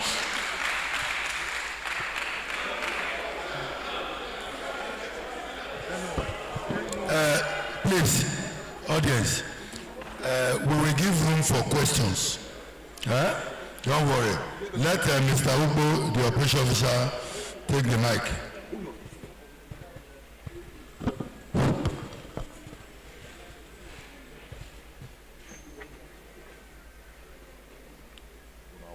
My digital CSO,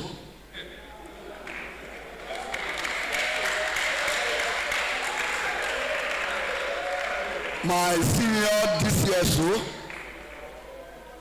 and our vice chairman, Nasu Sano Association.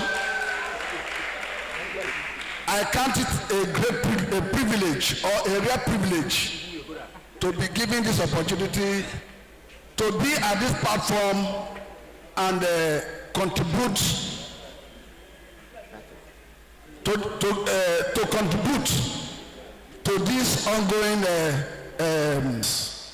the workshop. Usually when such workshop is being held, we present awards to recipients. We are all aware that we are here today by the support given to the Security Committee and the Security Department by the Vice Chancellor of the University of Benin, Professor Edoba Bright Omoyege, SAN. And I have the mandate of the Chairman, Security Committee, to present an award to our Vice Chancellor. So, I hope the cameras are... Where? Okay.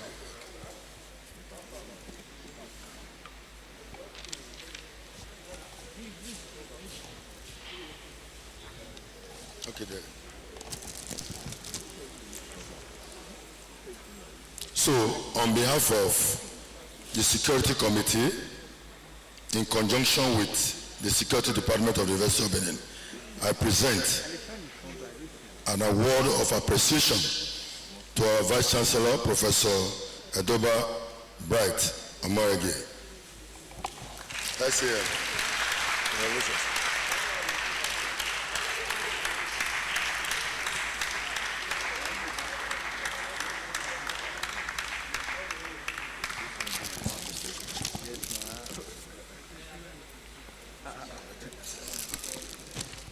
Thank you. That one is over. The next presentation is for our Amaibo Chairman, Security Committee, Professor Frederick Osaro Egaise. A round of applause for him.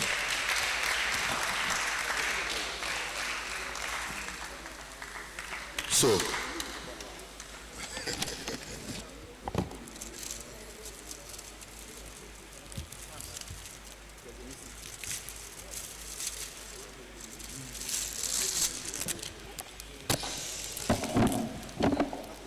on behalf of the Security Committee and the Security Department, I present an award of appreciation to Professor Frederick Osaro Egaise. Congratulations.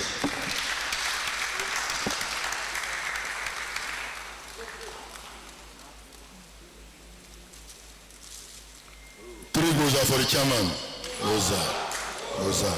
Goza.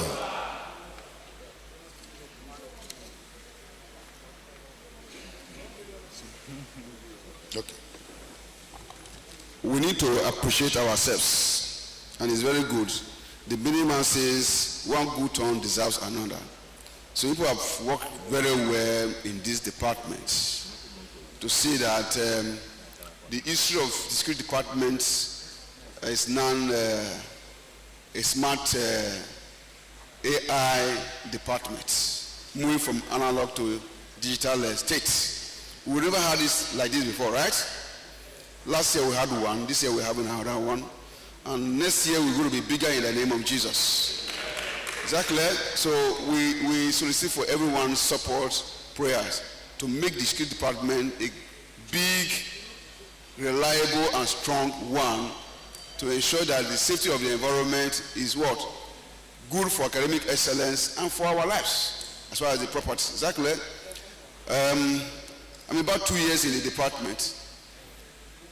It has been a very good one to work with all of you, especially with the man of Mr. Atuli Eyauri, the acting chief security officer, where it's just English, whether you are acting or full. So long as occupying that seat, he signed the check, right? Goodluck was once an acting president. Was the guy signing the check? Was he not gazetting? So one man that was most appreciated in the department is the acting chief security officer. There's never a dull moment. Articulate, energetic, and prompt. Very prompt. Very, very prompt. He got to his office, he's there. So you can call him anytime in the day. We also disturb his sleep sometimes. We were with Registrar yesterday, so we disturb his sleep almost every time. And for all of you to be here, it cannot be 100%. But the good report we have heard from him shows that he's a good man. And we're going to help him. It's on that note that we are appreciating him. Because one thing is for you to have a plan. Just as we are appreciating our vice chancellor. We can start to come with a good proposal and say the environment is not conducive. The security committee can start to come with a proposal to enhance the unit. The man will say, this one will take my job. We have an issue one time in a committee and say, this one is interested in my job. If you don't forget. So if we have come with a proposal to enhance and promote the services of the security department, and if feel threatened, we black, we always feel threatened when somebody is coming, not knowing that you're going to promote his name. Well, the man is always open, so, Chairman, why can't we?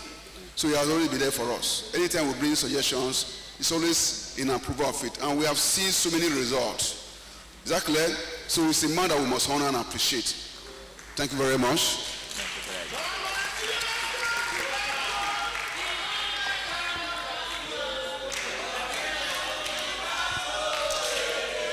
So in the name of the Father and the Son and the Holy Ghost, I present to you on behalf of the Security Department and the Security Committee and the LOC of this workshop, we therefore appreciate you and thank you for the great job you have done for this department and the university.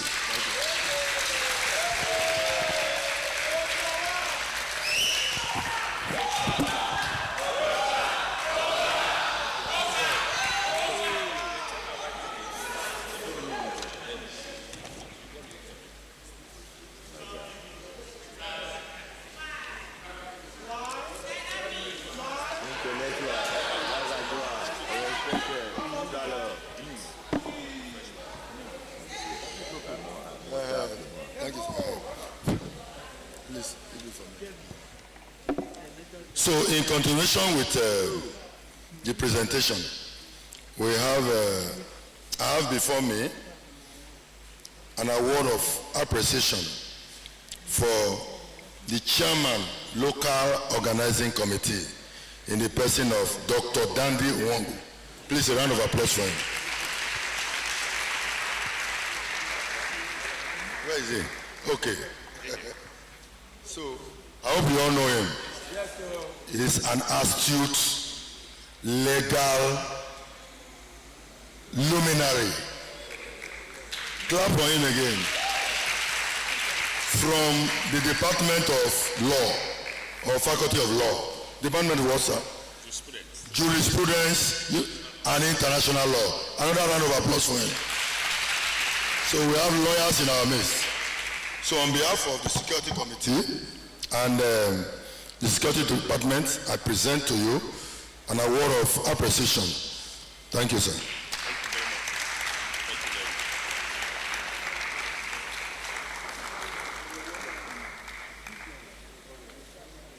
Thank you, sir.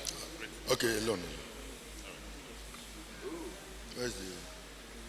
which other one? Okay, you do. Thank you. Our chairman, Security Committee, has mandated me to present this award. This is an award of appreciation presented to Mr. Jiu Waifo, the deputy chairman of local organizing committee of this event.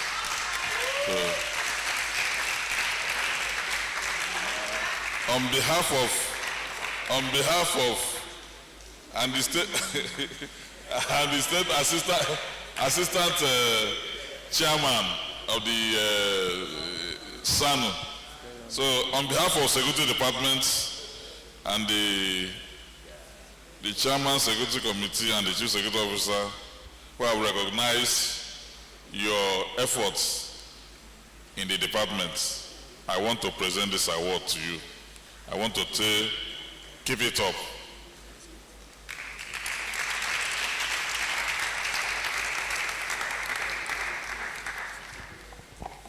First and foremost, I want to thank the Almighty God for this award. because it has been God all the way. And I also want to thank our Vice Chancellor for providing us this platform to perform. And I also want to thank the Chairman Security Committee. He has been very, very helpful. He has been the pillar behind this, because he always tell me, wife, do this and do that. I didn't know that it was a training in these guards. I'm able and digital CSO. Thank you very much for giving me this opportunity to serve. And of course, my fellow colleagues, without you, it would have been no me. I say thank you, and thank you.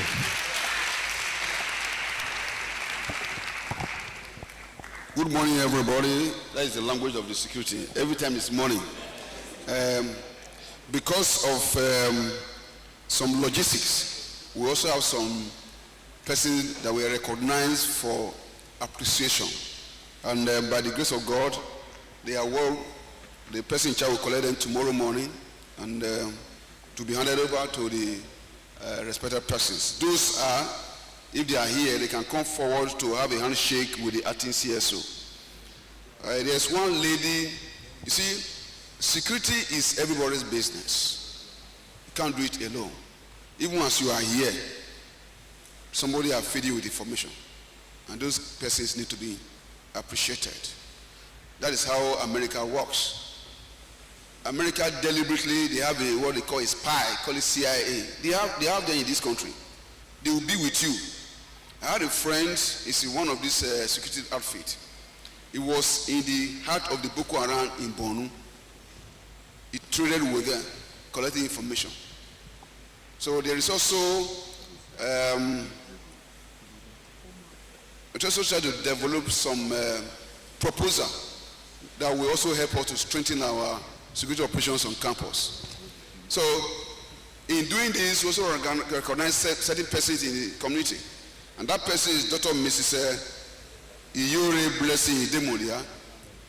She's not a security staff, but she has worked so hard to ensure that these 2 years, last year and this year workshop, in short, if you allow me to say, she put everything on her head. Running heter-scatter day and night. I deliberately quoted her because she's a hard-working lady. May the hard work she does, her hard work labor, may not be in vain in the name of Jesus. So please call her, Dr. Miss Yuri, she's there. Please, she come and have a handshake with the acting CXO. One organization we also have to appreciate very well is the DSS. That is State Security Services. You remember last year they were here. This year they were also here. They have their rules. If you check your program, you cannot find their picture there. You can also find their names. These are security rules governing their operations. Is that clear? Like today, last year we had the person that came to represent the director. They did give us a lecture, right? Before they gave us that lecture, they got an approval from Abuja. That is to tell you how the operations runs. This year they couldn't, because of the short time. They said they could not get approval, and however, to warn us, they sent an assistant director, that young lady that came, and he gave us a brief talk. Like the MC said, that brief talk she gave us covers all the components. You heard last year, inside threat. She talked about today, cover on the rest. In a more security form. You people are security people. So we're also going to collect, CSO, please come out. We're also going to collect the award, and it will be taken over to the office by the CSO tomorrow. The next person is Mr. Ugbo. Is he here? But I'll come up. Mr. Ugbo, is Mr. Ugbo here? Don't worry. They have your share. Okay, is Mr. Ogbo here? So she will correct her own from the printer tomorrow. So on behalf of the Security Committee of the University of Benin and the Security Department, I present to you an award of appreciation for your untiring efforts over the last 2 years that you have been assisting this department in spite of the fact that you are not a staff of the security department. We appreciate you for your dexterity to work, and we pray that Almighty God will sustain you for us.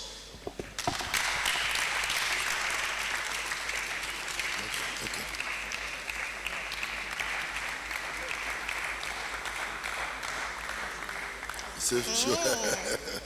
So that you show. Okay, hello.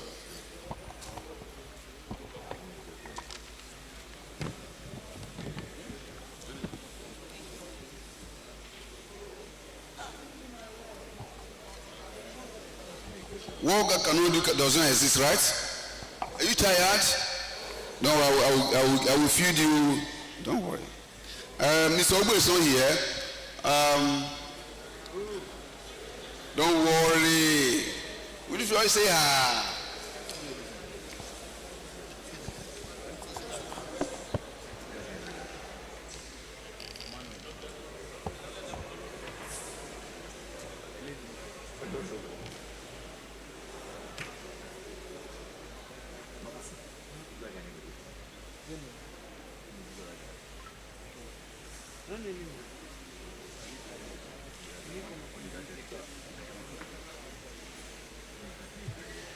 So, Mr. Ogbo, you see, when you walk, when you are walking, when you walk very hard, you wouldn't know that people are watching you.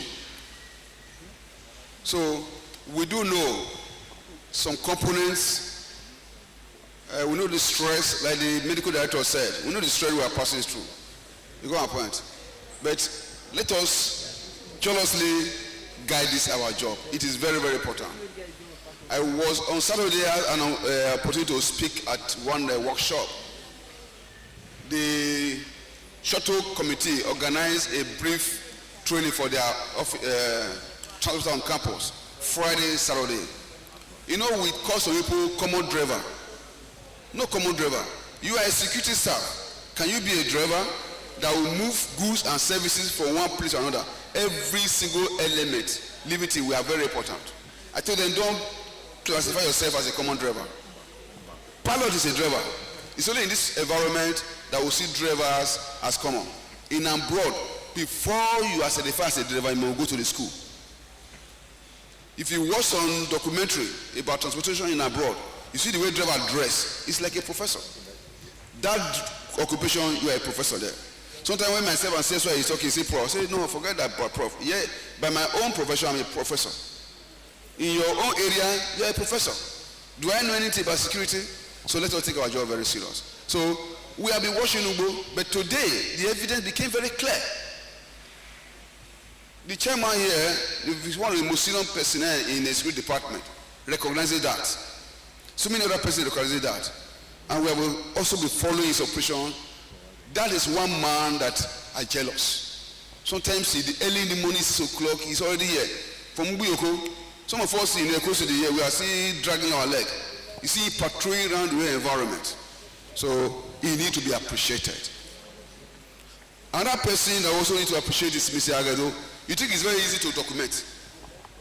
All of you come with one, he said just now, leave, sick, blah, blah. He was supposed to be here, he's not battling with daily order. So we recognize hard work and he needs to be appreciated. One very good person we also have to appreciate is Mr. Kisley. Mr. Kisley, come and have a handshake with the RTCSO. I said it yesterday. He's the one taking all the photographs. And I prayed to God Almighty, how can this man appear in this photograph? But funnily enough, I think he was given a vote of thanks, then it was being taken. So we were both appointed at the same time. I'm the chairman and secretary. There's never a dull moment. Document everything. He's a very hard-working human being. The most sensitive committee in this university is the secretary. So, and he's the kind of person that we also need to appreciate. So we appreciate every one of us for even coming to stay with us and listen. It goes a long way. Because we can organize, this table cannot be that way. So we are transmitting everything. We want to appreciate one of you. Today we are here. Tomorrow we'll be here. So we are moving. Thank you very much. What can we do than to say we give God the glory? In doing this program, we also reach out to external because we cannot do it alone. DSS, police, civil defense, and others. I've been in touch with the Commissioner of Police, but you know, because of the security nature in the country, it has been a very hectic component. This morning I called him. As we speak, he's not in town. He's far away in a donut. And he promised, he said, Prof, I'm sorry. Most of the senior officers and operations are within that environment. He's going to call now. He made a call today that he sent one of the senior officers to come and give us a talk. And that is the entourage we all receive. So we can, all of us need to stand up and appreciate these great men that is helping us to keep the environment. Without them, we can't move freely. So, sir, welcome to the high table, sir.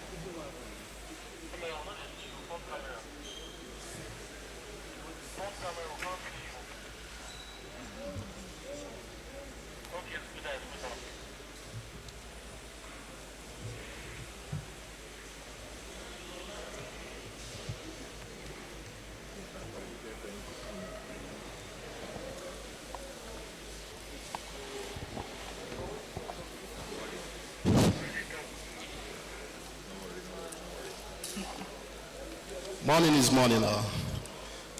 Please, you know we have been sitting down for a very long time.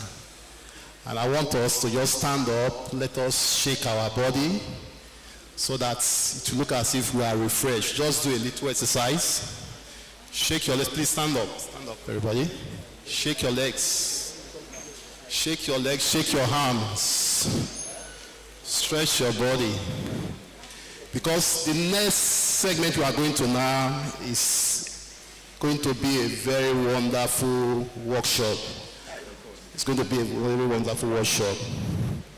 Okay, we can sit down now. Let's sit down. Let's sit down.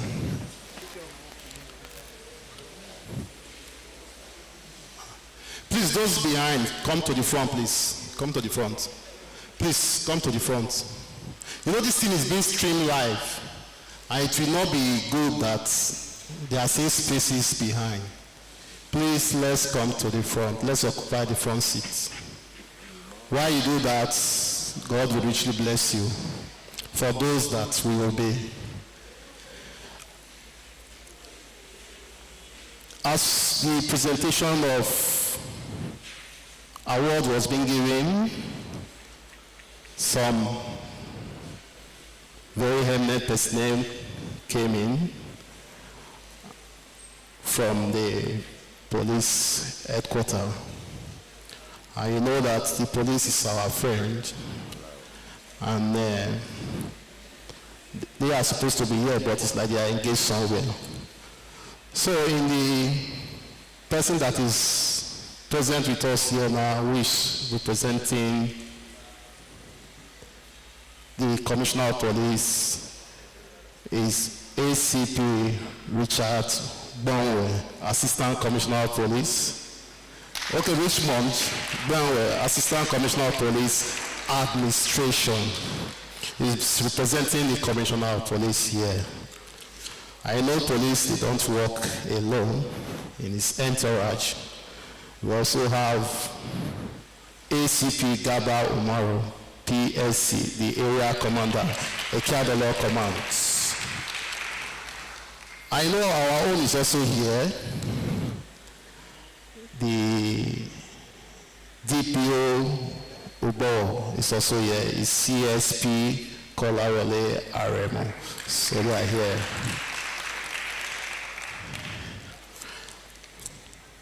Thank you very much for coming over. Yes, they are here to do what they know how to do best. Because without the police, we cannot be here. If there's no security, there's no way we can be sitting down here. Like those in Benue State, as we speak now, they cannot organize something like this. They cannot. Once there's security, you know, everything will just fall in line. So on the basis of that, as this department, it's also good for you to hear from the Commissioner of Police. And thank God he has sent his representative. So he's supposed to be the second speaker, but like I said before, it's like they have some other very serious engagement. And because they have the interests of the University of Benin at heart, hence he has delegated somebody to come and stand in his stead. So without much ado, I want to present to us ACP Richmond PSC Assistant Commissioner of Police, Admin, to the podium. Thank you.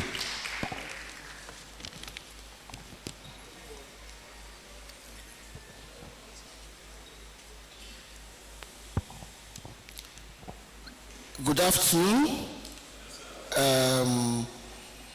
students, everybody. Good afternoon, my professors, academia, and all that.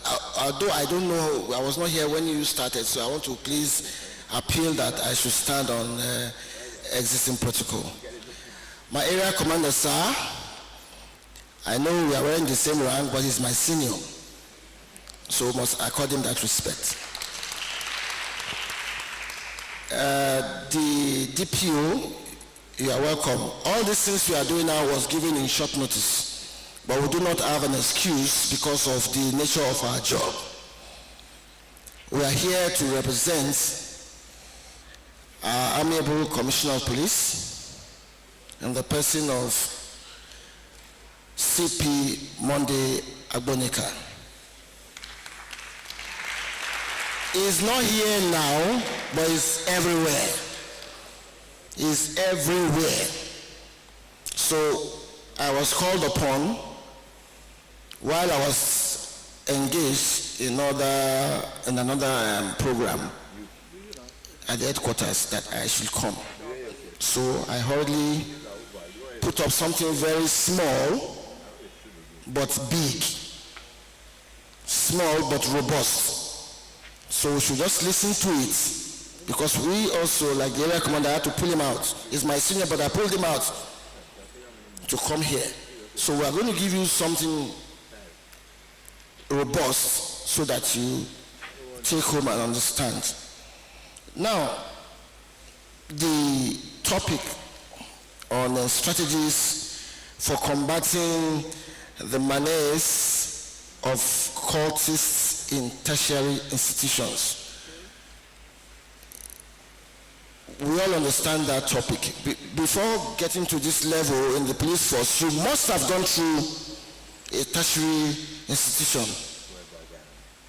It will amaze you to know that I, here standing, I am an alumnus of this institution.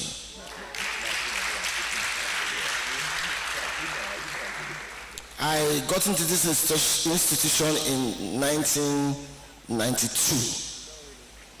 I read political science education. I graduated from here. So we have a whole lot of us like that in the field, graduating from this institution. So we have made you all proud, so we expect you to make us proud. Now, getting back to the topic, we all know what cultism is, but I will still go ahead to just say and define it in my own way. Cultism, which we also know as secret societies, that is what they call it. When they all started, they felt that they were doing it with this comradeship. Comrado, being togetherness, like, just coming to talk on behalf of the students for this school authority to listen to them. But now, what we have today, it has turned into something else, whereby we have killings, and it has become a menace to society. So now, secret societies have become a major issue in many tertiary institutions, including this one. While some will argue that these groups provide a sense of belonging, like I just said, I think the sense of belonging that they feel they are providing is on a negative ground. It's obviously on a negative ground. Because if you see the reasons why most of all these fights come up, it's either because of superiority among themselves. In the school, where a student is supposed to be facing academics, is talking about who is superior to who. Girlfriend, money issues. And sometimes, I think this thing comes into play in the respect of maybe politics within. We all know this. So let's go into some of these steps. Like I said, it's going to be brief. I just sat down to pick up certain things out of my initial schedule. So let's go into some of the steps that we can take to foster the fight against cultism. The first step I see that we can take against this menace, this issue of cultism, because cultism now starts from primary schools, secondary schools. In most secondary schools now, especially in the South, if you do not look well, your child might be a member of a cultist group in the secondary school. So we need to start to curb these things right from their tender ages. So now, firstly, we must try to come up with modules to give awareness.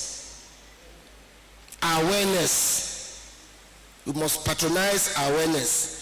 Many of the students may just join cultism out of ignorance. Because I even remember when I was even in the primary school, I have a group of friends. We know one or two who can fight well. We know those ones who are Ajebota. Me, I was Ajebota, but I could fight. But until one day, when they created a new school, and we from different schools were co-opted to make that one school in GRA. Then my father was in Ondo State. And when we got there, so students from all those schools from local areas, they came. They were all there, we were all co-opted, and we created a school. I was looking for trouble for one boy. I thought I could beat him. I was always looking for his trouble. A skinny boy with bones, but I was chubby. While we were playing football on the field one day, I kept on looking for his trouble. I gave him a blow. But when that boy took me, he put my head under his legs and started hitting me. I was shouting. The bad part of it, my friends, because we were watching so much Kung Fu film, Chinese film, he was now shouting, Richmond, remember your left, remember your right, remember. I was like, they are killing me here. My friend is saying I should remember my left and remember my right, until he left me, and I just went shamefully away. So all these pairs will encourage you to go and join what you are not supposed to join. Even here, when I was here, because at the time, my father was a commissioner of police, so they wanted me to join them so that there was influence and coverage, but I refused. I refuse. So what we are saying, you need to talk to them. You need to bring up programs that will give them awareness and make sure they should know that no matter how you are being convinced, courtesan is courtesan. Something that is bad is bad. What is evil is evil. You might be thinking of advantages. There are no advantages from evil practices. You might think they are.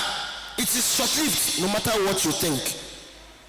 And now, the worst part of it is the detriment of it all is that mostly it comes to death. They kill themselves. If you are maimed or you lose money, it's a different thing. But when you join courtesan, they now kill you at the end of the day. You have now put your whole family into jeopardy. If you do not even love yourself, always remember that one or two persons love you in your community and in your family. These are the things we should keep telling them. And that courtesan makes people to go into drugs. You go do drugs. Because not be clear eye, then they take key person. Not be clear eye, so you are not trained to have legal possession of weapon. Like me now, I can carry weapon because I'm legally trained and licensed to carry weapon. Even when I'm carrying a weapon, we have rules. When we are to use that weapon,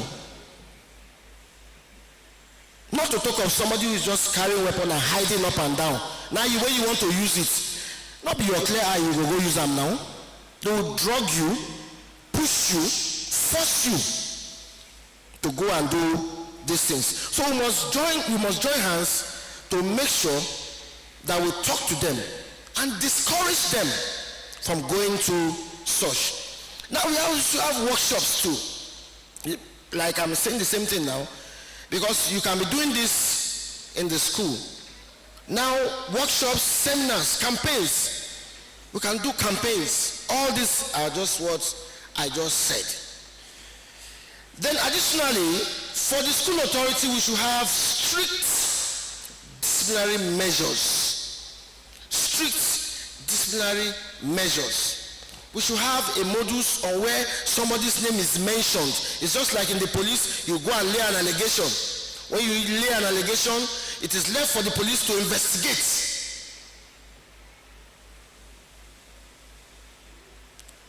The law says that somebody is not guilty or is proven otherwise. So when they give you a name, you should have people who go around, and when they give you a name and say this person, you make sure you go deep down.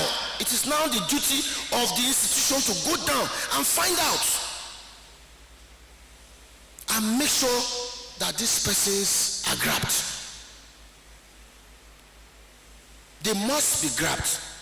And there must be policies implemented to make sure that such bad eggs do not remain in the school institutional society or community. They must not be with the other ones so that they do not infiltrate into them, spoil them, and condemn them as what they are. And I think into the medical, we should have a medical team that should also work on those, when you do those seminars, encourage those who want to pull out. Some want to pull out, but they cannot pull out. Should work on them. Let them have a way of coming out. Then you can now rehabilitate them. Can now rehabilitate them and talk to them and make them feel they are still part of you. You're no longer part of them. Sense of belonging. That they are not condemned persons. They are not condemned students. That they are still from this community. They have their rights. We treat them like prodigal children. You treat them like those who could not see, but now they can. They were blind, but now they can see. You bring them back into your fold. So that is one. That's another one. And furthermore, engaging meaningful and exclusive curricular activity. I don't know, sir, if you have courses like that, probably you put into the curriculum where where they are doing courses, you have courses 102, 102 this and all that. They should inculcate all this into their lectures and their courses, so that they will know that as you are coming in, so before they do catch them young, you've already been tutored.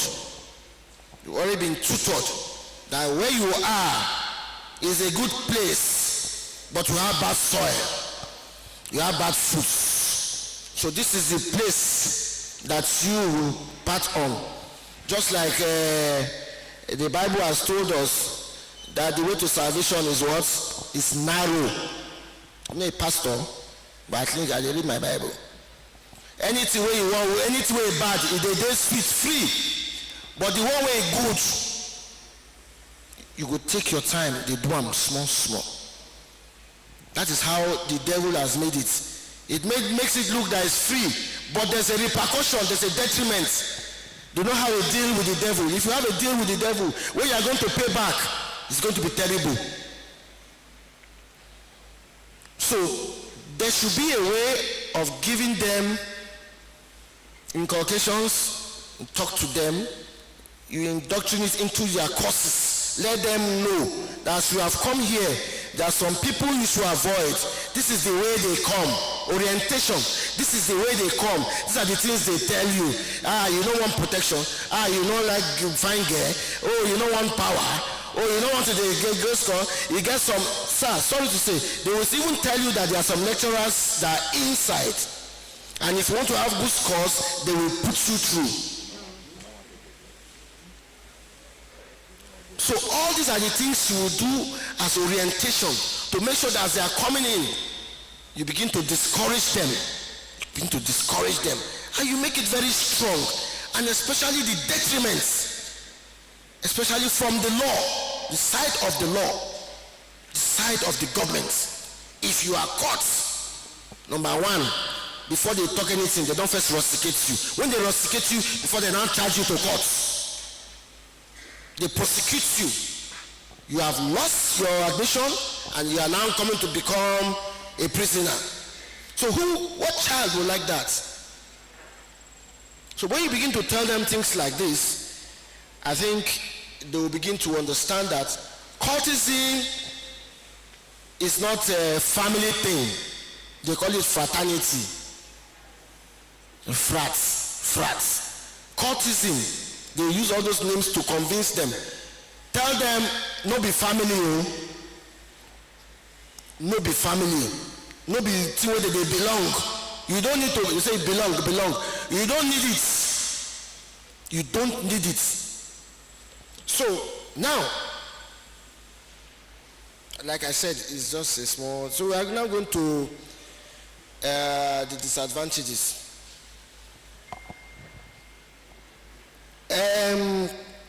One of the disadvantages of cultism is that it promotes violence. Everybody knows that. It might not start immediately, but when it starts, we will only be praying for it to end. But even when we pray for it to end, when it ends, we begin to count the losses. It becomes very enormous. Then we begin to have regrets. It is not only those who are involved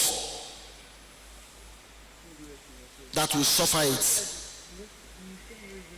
but innocent people will suffer it.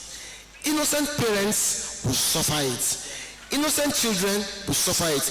The whole environment where the activities is going on will suffer it.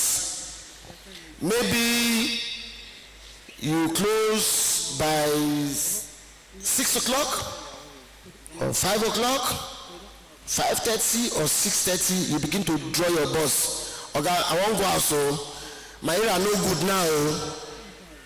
Your establishment is already suffering it because you will not stay at work at your and close at your normal time.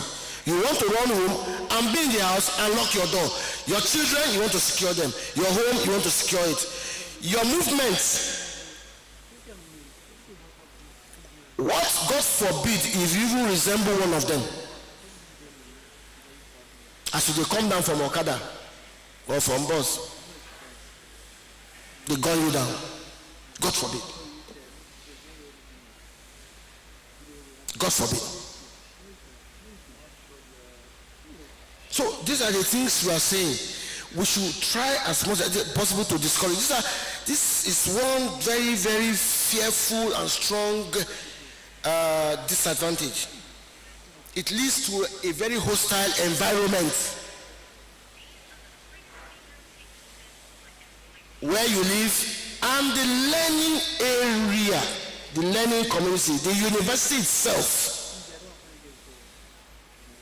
The university itself will be troubled. There's no way our daddies here will have rest of mind when there's fighting going on inside campus, outside campus, within campus, around campus, and all that. And the name of the university is even just booming negatively.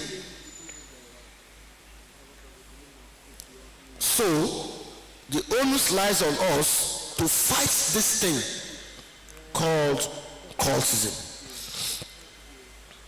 Another one we talk about is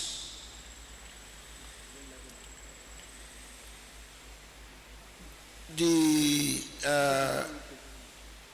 work of the government. Sorry. The cultism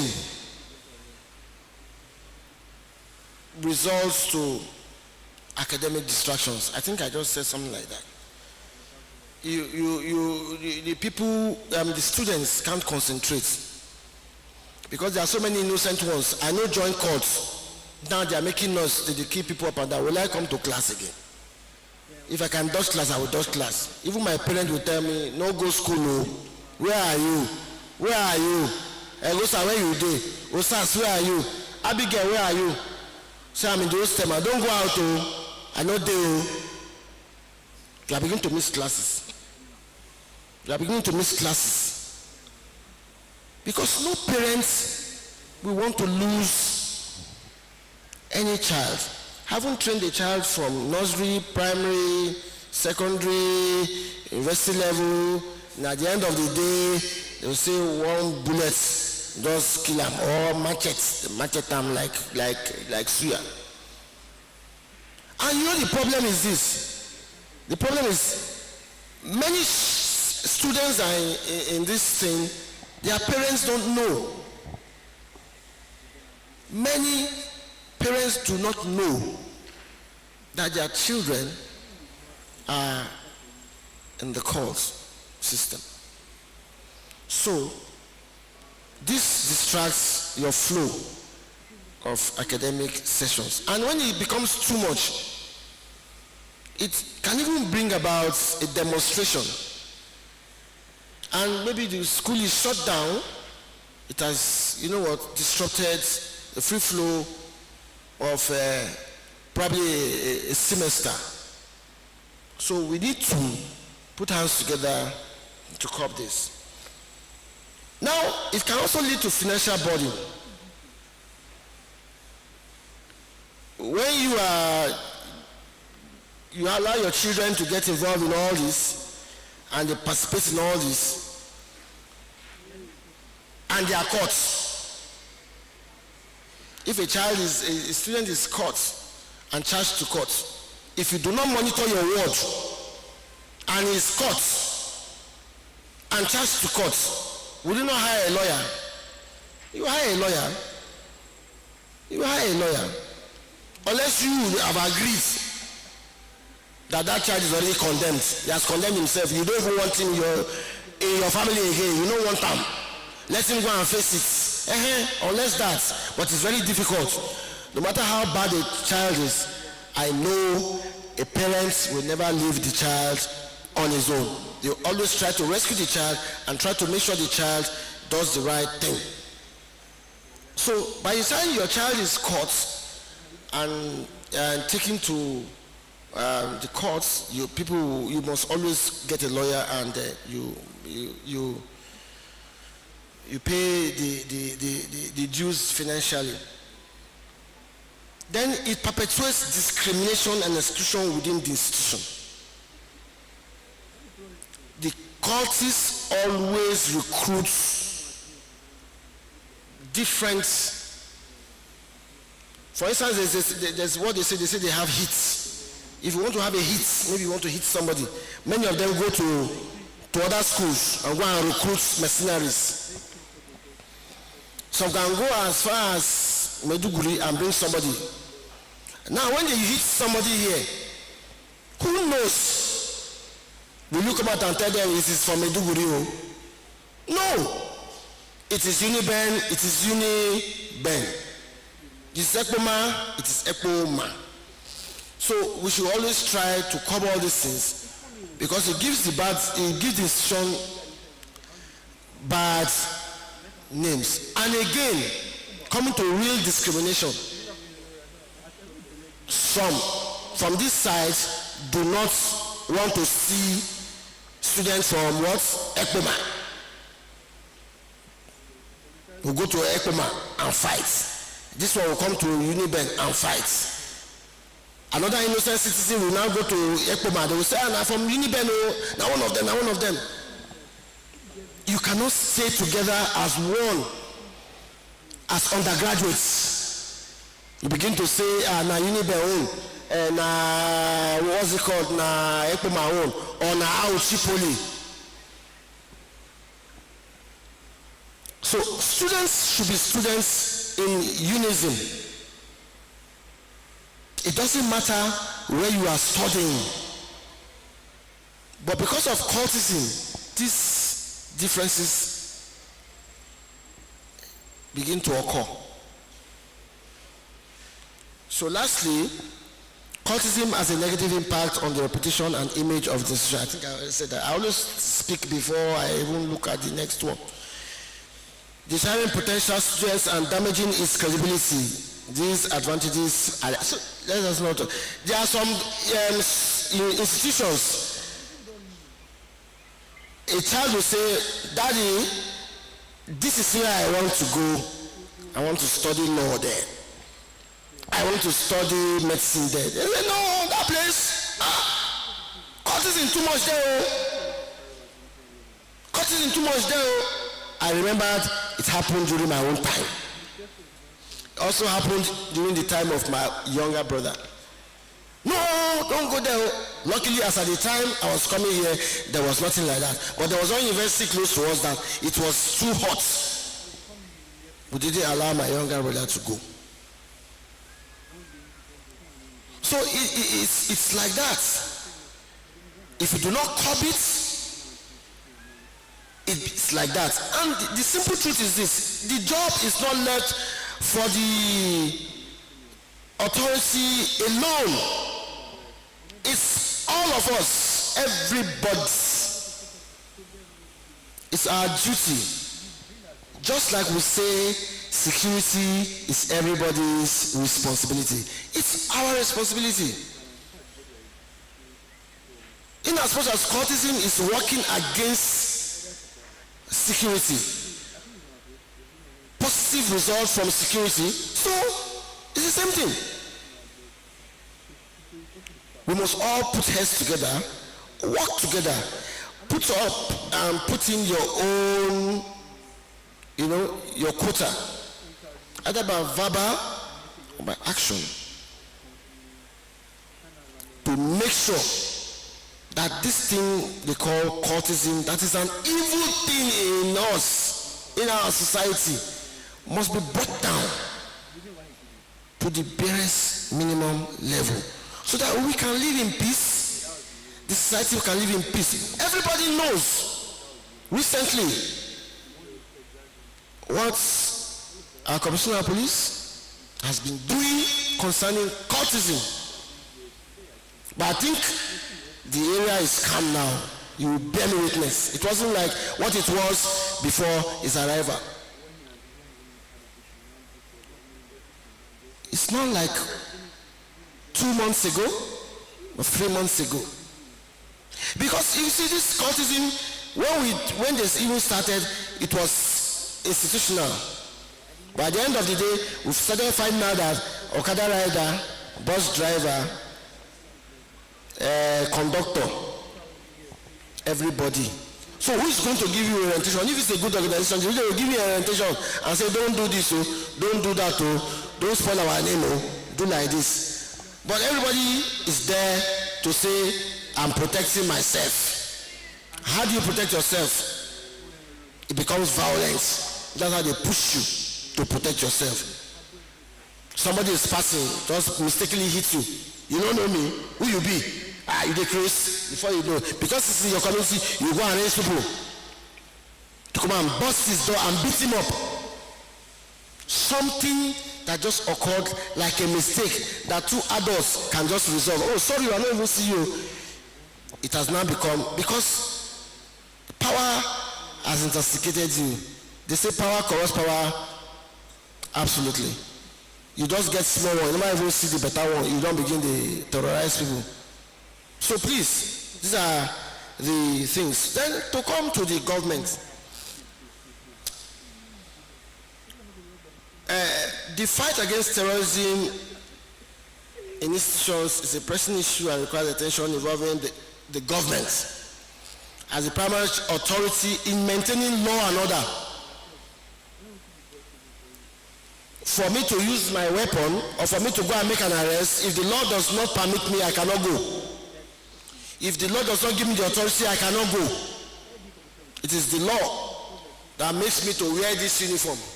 It is the law that makes me to come here today. That's giving me the authority, the government has given me authority to speak to you in this capacity.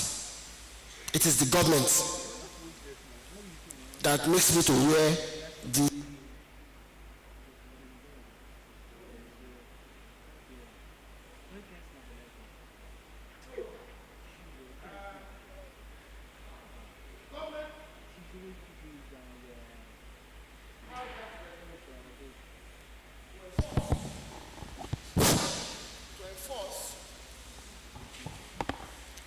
Thank you, sir.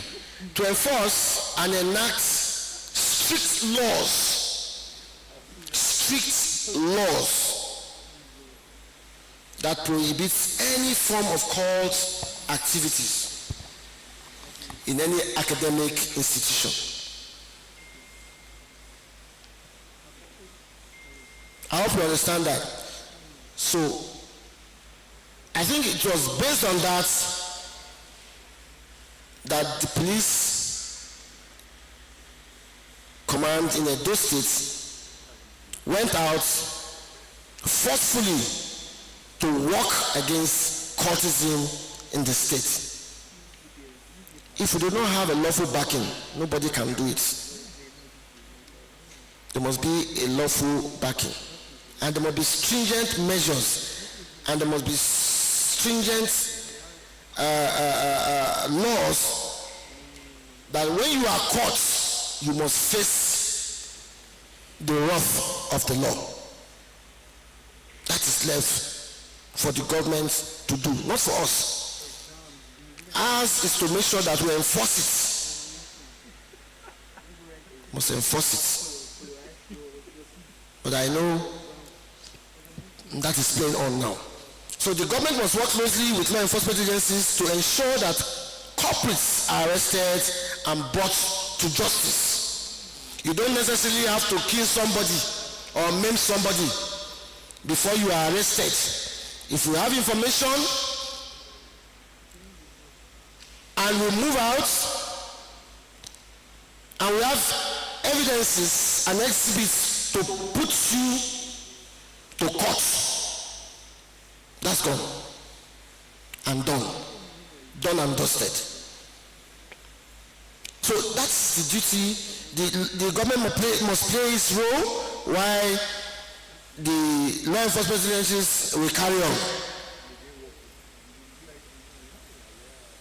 So that's another. And people should not come calling when you arrest a cultist, because I think that's a trend in Nigeria now. We make calls over every little offense. People commit offenses and begin to make calls. People should stop calling for offenses committed. When a culprit is arrested, let that person go and face it in court. Now my brother, now my junior brother, now my papa pikin, now my papa, mama, brother, sister, cousin, younger brother, son. Those things should stop. When somebody is arrested and they have evidences to prove that that person has committed that offense, especially cultism related offenses, that person should go for it.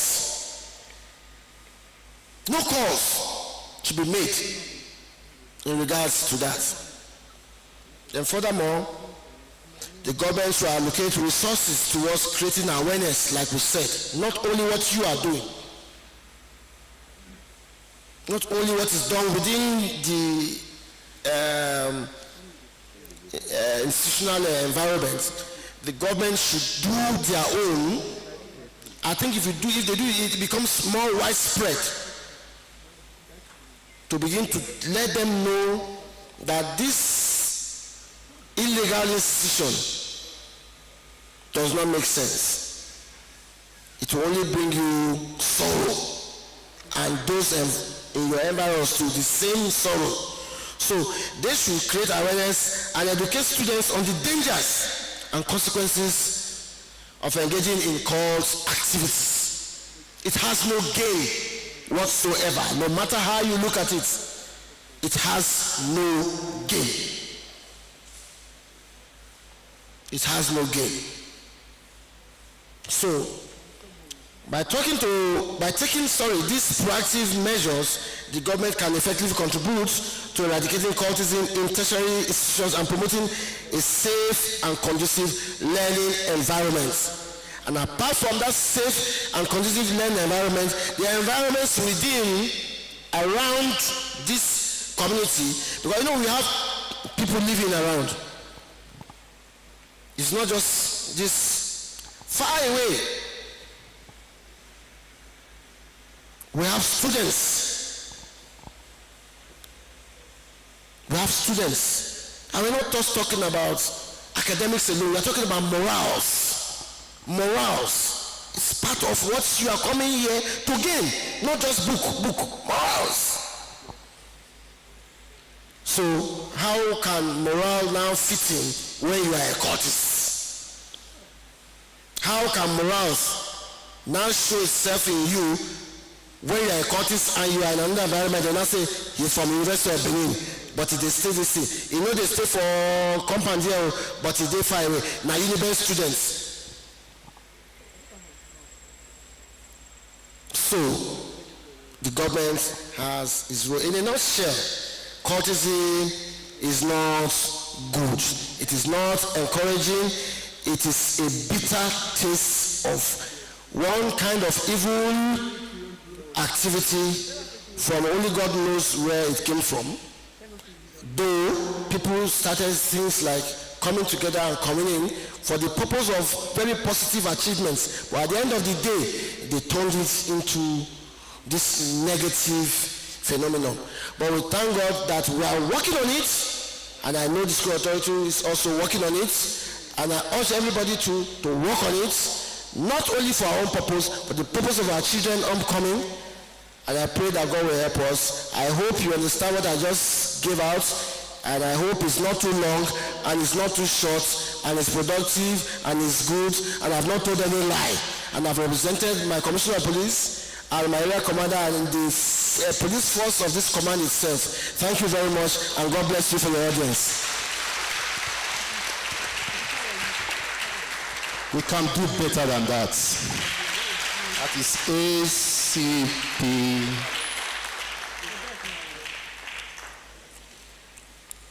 Raymond. Benway. Richmond Benway, sorry.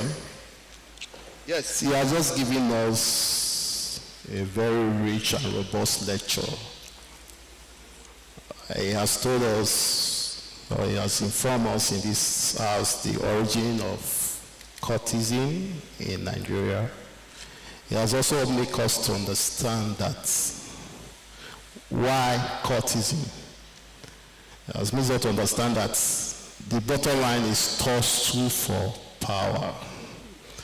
It beats my imagination when we'll be hearing on social media 1 score, 2 score, 3/4.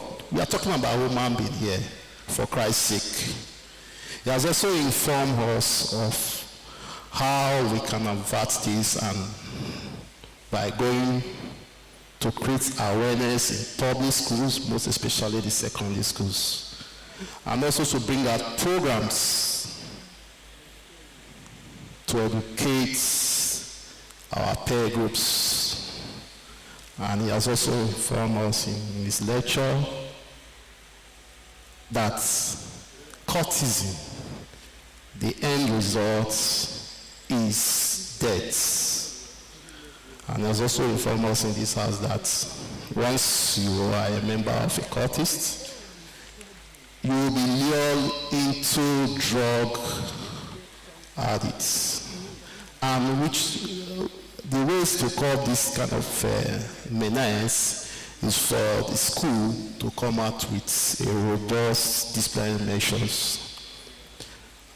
And by so doing, this will serve as a deterrent to any person who wants to become a member of a cultist. And for those who are already there, it also makes us understand that we can pull them out by way of rehabilitations. And for those who intend to join, that the school should also introduce a course to deal on the aspect of secret courts. By this, it will also help to guide against any intending member or persons. And also let us understand that there are disadvantages of being a secret court. One of the disadvantages is that it promotes violence. It promotes violence. And when this violence occurs, the parents are most hit. And even the environment too will also suffer. By that, we also demonstrated that once something like that happens, you see that any person that is living in a particular area will want to go home on time because the person will not want to be caught on the web. It also made us understand that there's also a disadvantage to the parents, because when this happens and when those persons are caught, there's need for the parents to get a lawyer. And to get a lawyer, it is not a peanut. He has also informed us on the ways and manner the secret courts they operate. He has made us understand that most of these hits are done by people in other sides so that they will not be recognized. He also made us understand that security is every person's business. So me, you, and that other person is our responsibility to ensure that the place is safe for all of us. It's a good one. Thank you very much, sir. ACP Richmond Boundary for this elaborate lecture. Thank you, sir. Thank you. I will call on the acting CSO to address us. Thank you.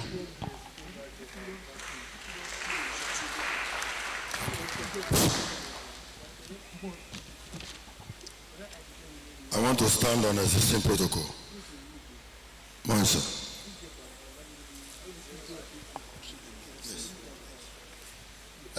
Let me make this quick announcement. We want to appreciate the Commissioner of Police, CP Monday Agboneka, ably represented by ACP admin. Please, let's give him a round of applause. We thought they could not make it to this place, but we were surprised. Sir, if you recall, we were already doing, performing this ceremony they call award of certificates. That was what was ongoing when you came in. And I've been informed too by the Chairman Security Committee, Professor Gaise, that the CP's award will be sent to you in due course. Chairman, am I correct, sir? So that is that. We appreciate you, sir, for finding time to grace this occasion. And on that note, I want to quickly give my closing remarks. We've come a long way. We've been here since yesterday, sir. And I think if you see some of us, dozen. I can see that lady. Please touch that lady. I know you have been sitting for a long time, and so many others. I am highly elated that the two-day Unibank Security Summit workshop 2025, which commenced Tuesday, 17 June 2025, finally comes to an end today, 18th June 2025. First and foremost, we give God Almighty the glory for a successful security workshop. Our sincere gratitude goes to the Vice Chancellor of this great institution, Professor Edoba Bright Omoege, SAN, who graciously approved the security workshop and also gave us the needed support to host this eventful event, this highly eventful workshop, which is tagged enhancing security within the campus community.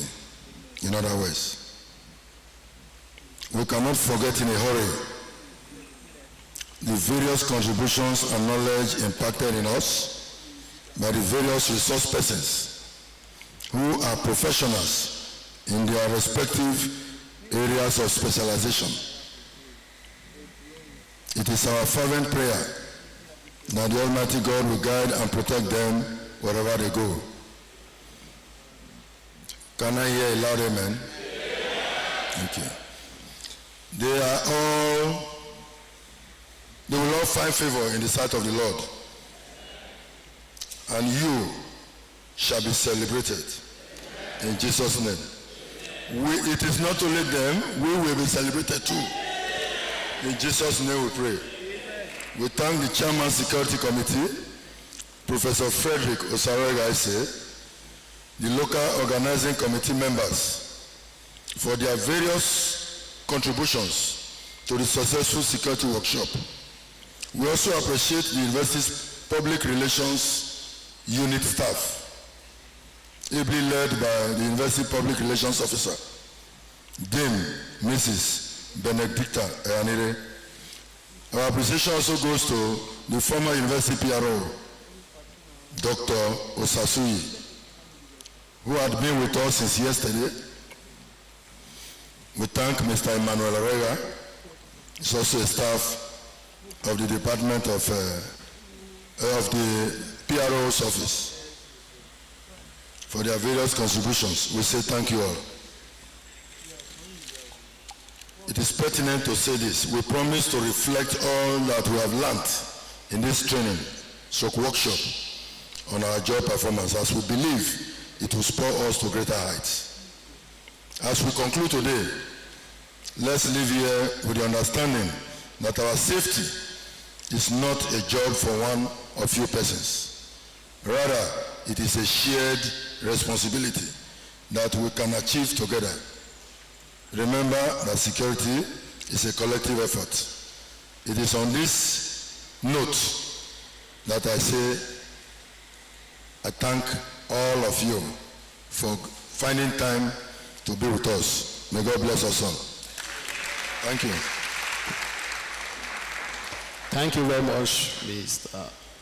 my CSO. Thank you for the vote of thank. I think, Chairman, sir, we just remember that I said we will need to clock out when we are leaving here. So please, just everybody remain in your seats. Why?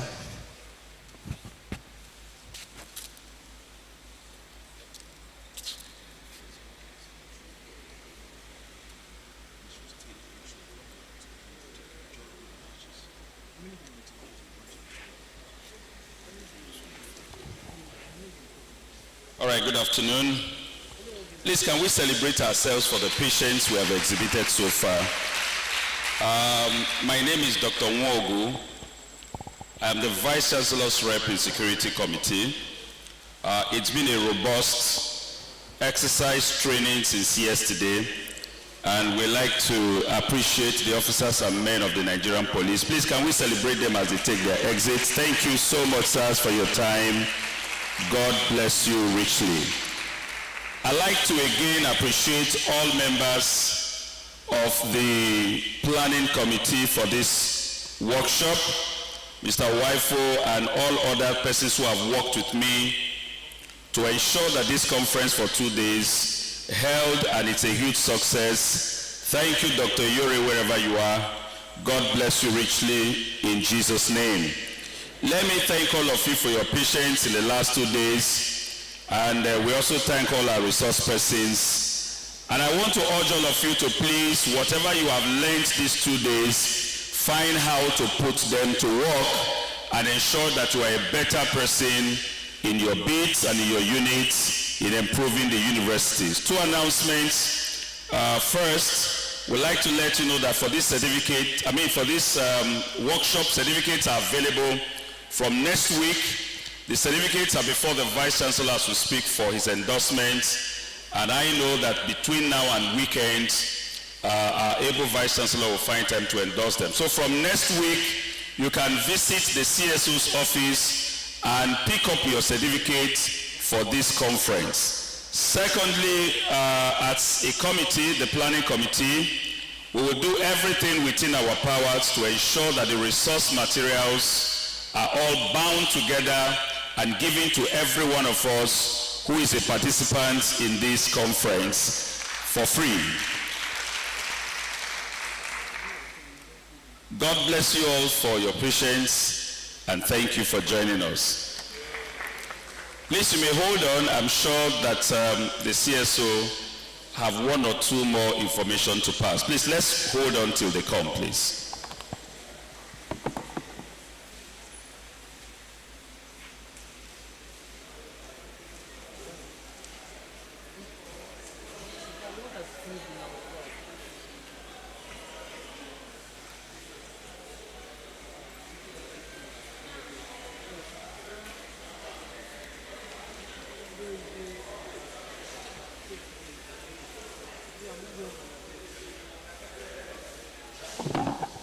Please ensure you clock out for the purpose of the certificate. Please ensure you clock out. Thank you, and God bless you all.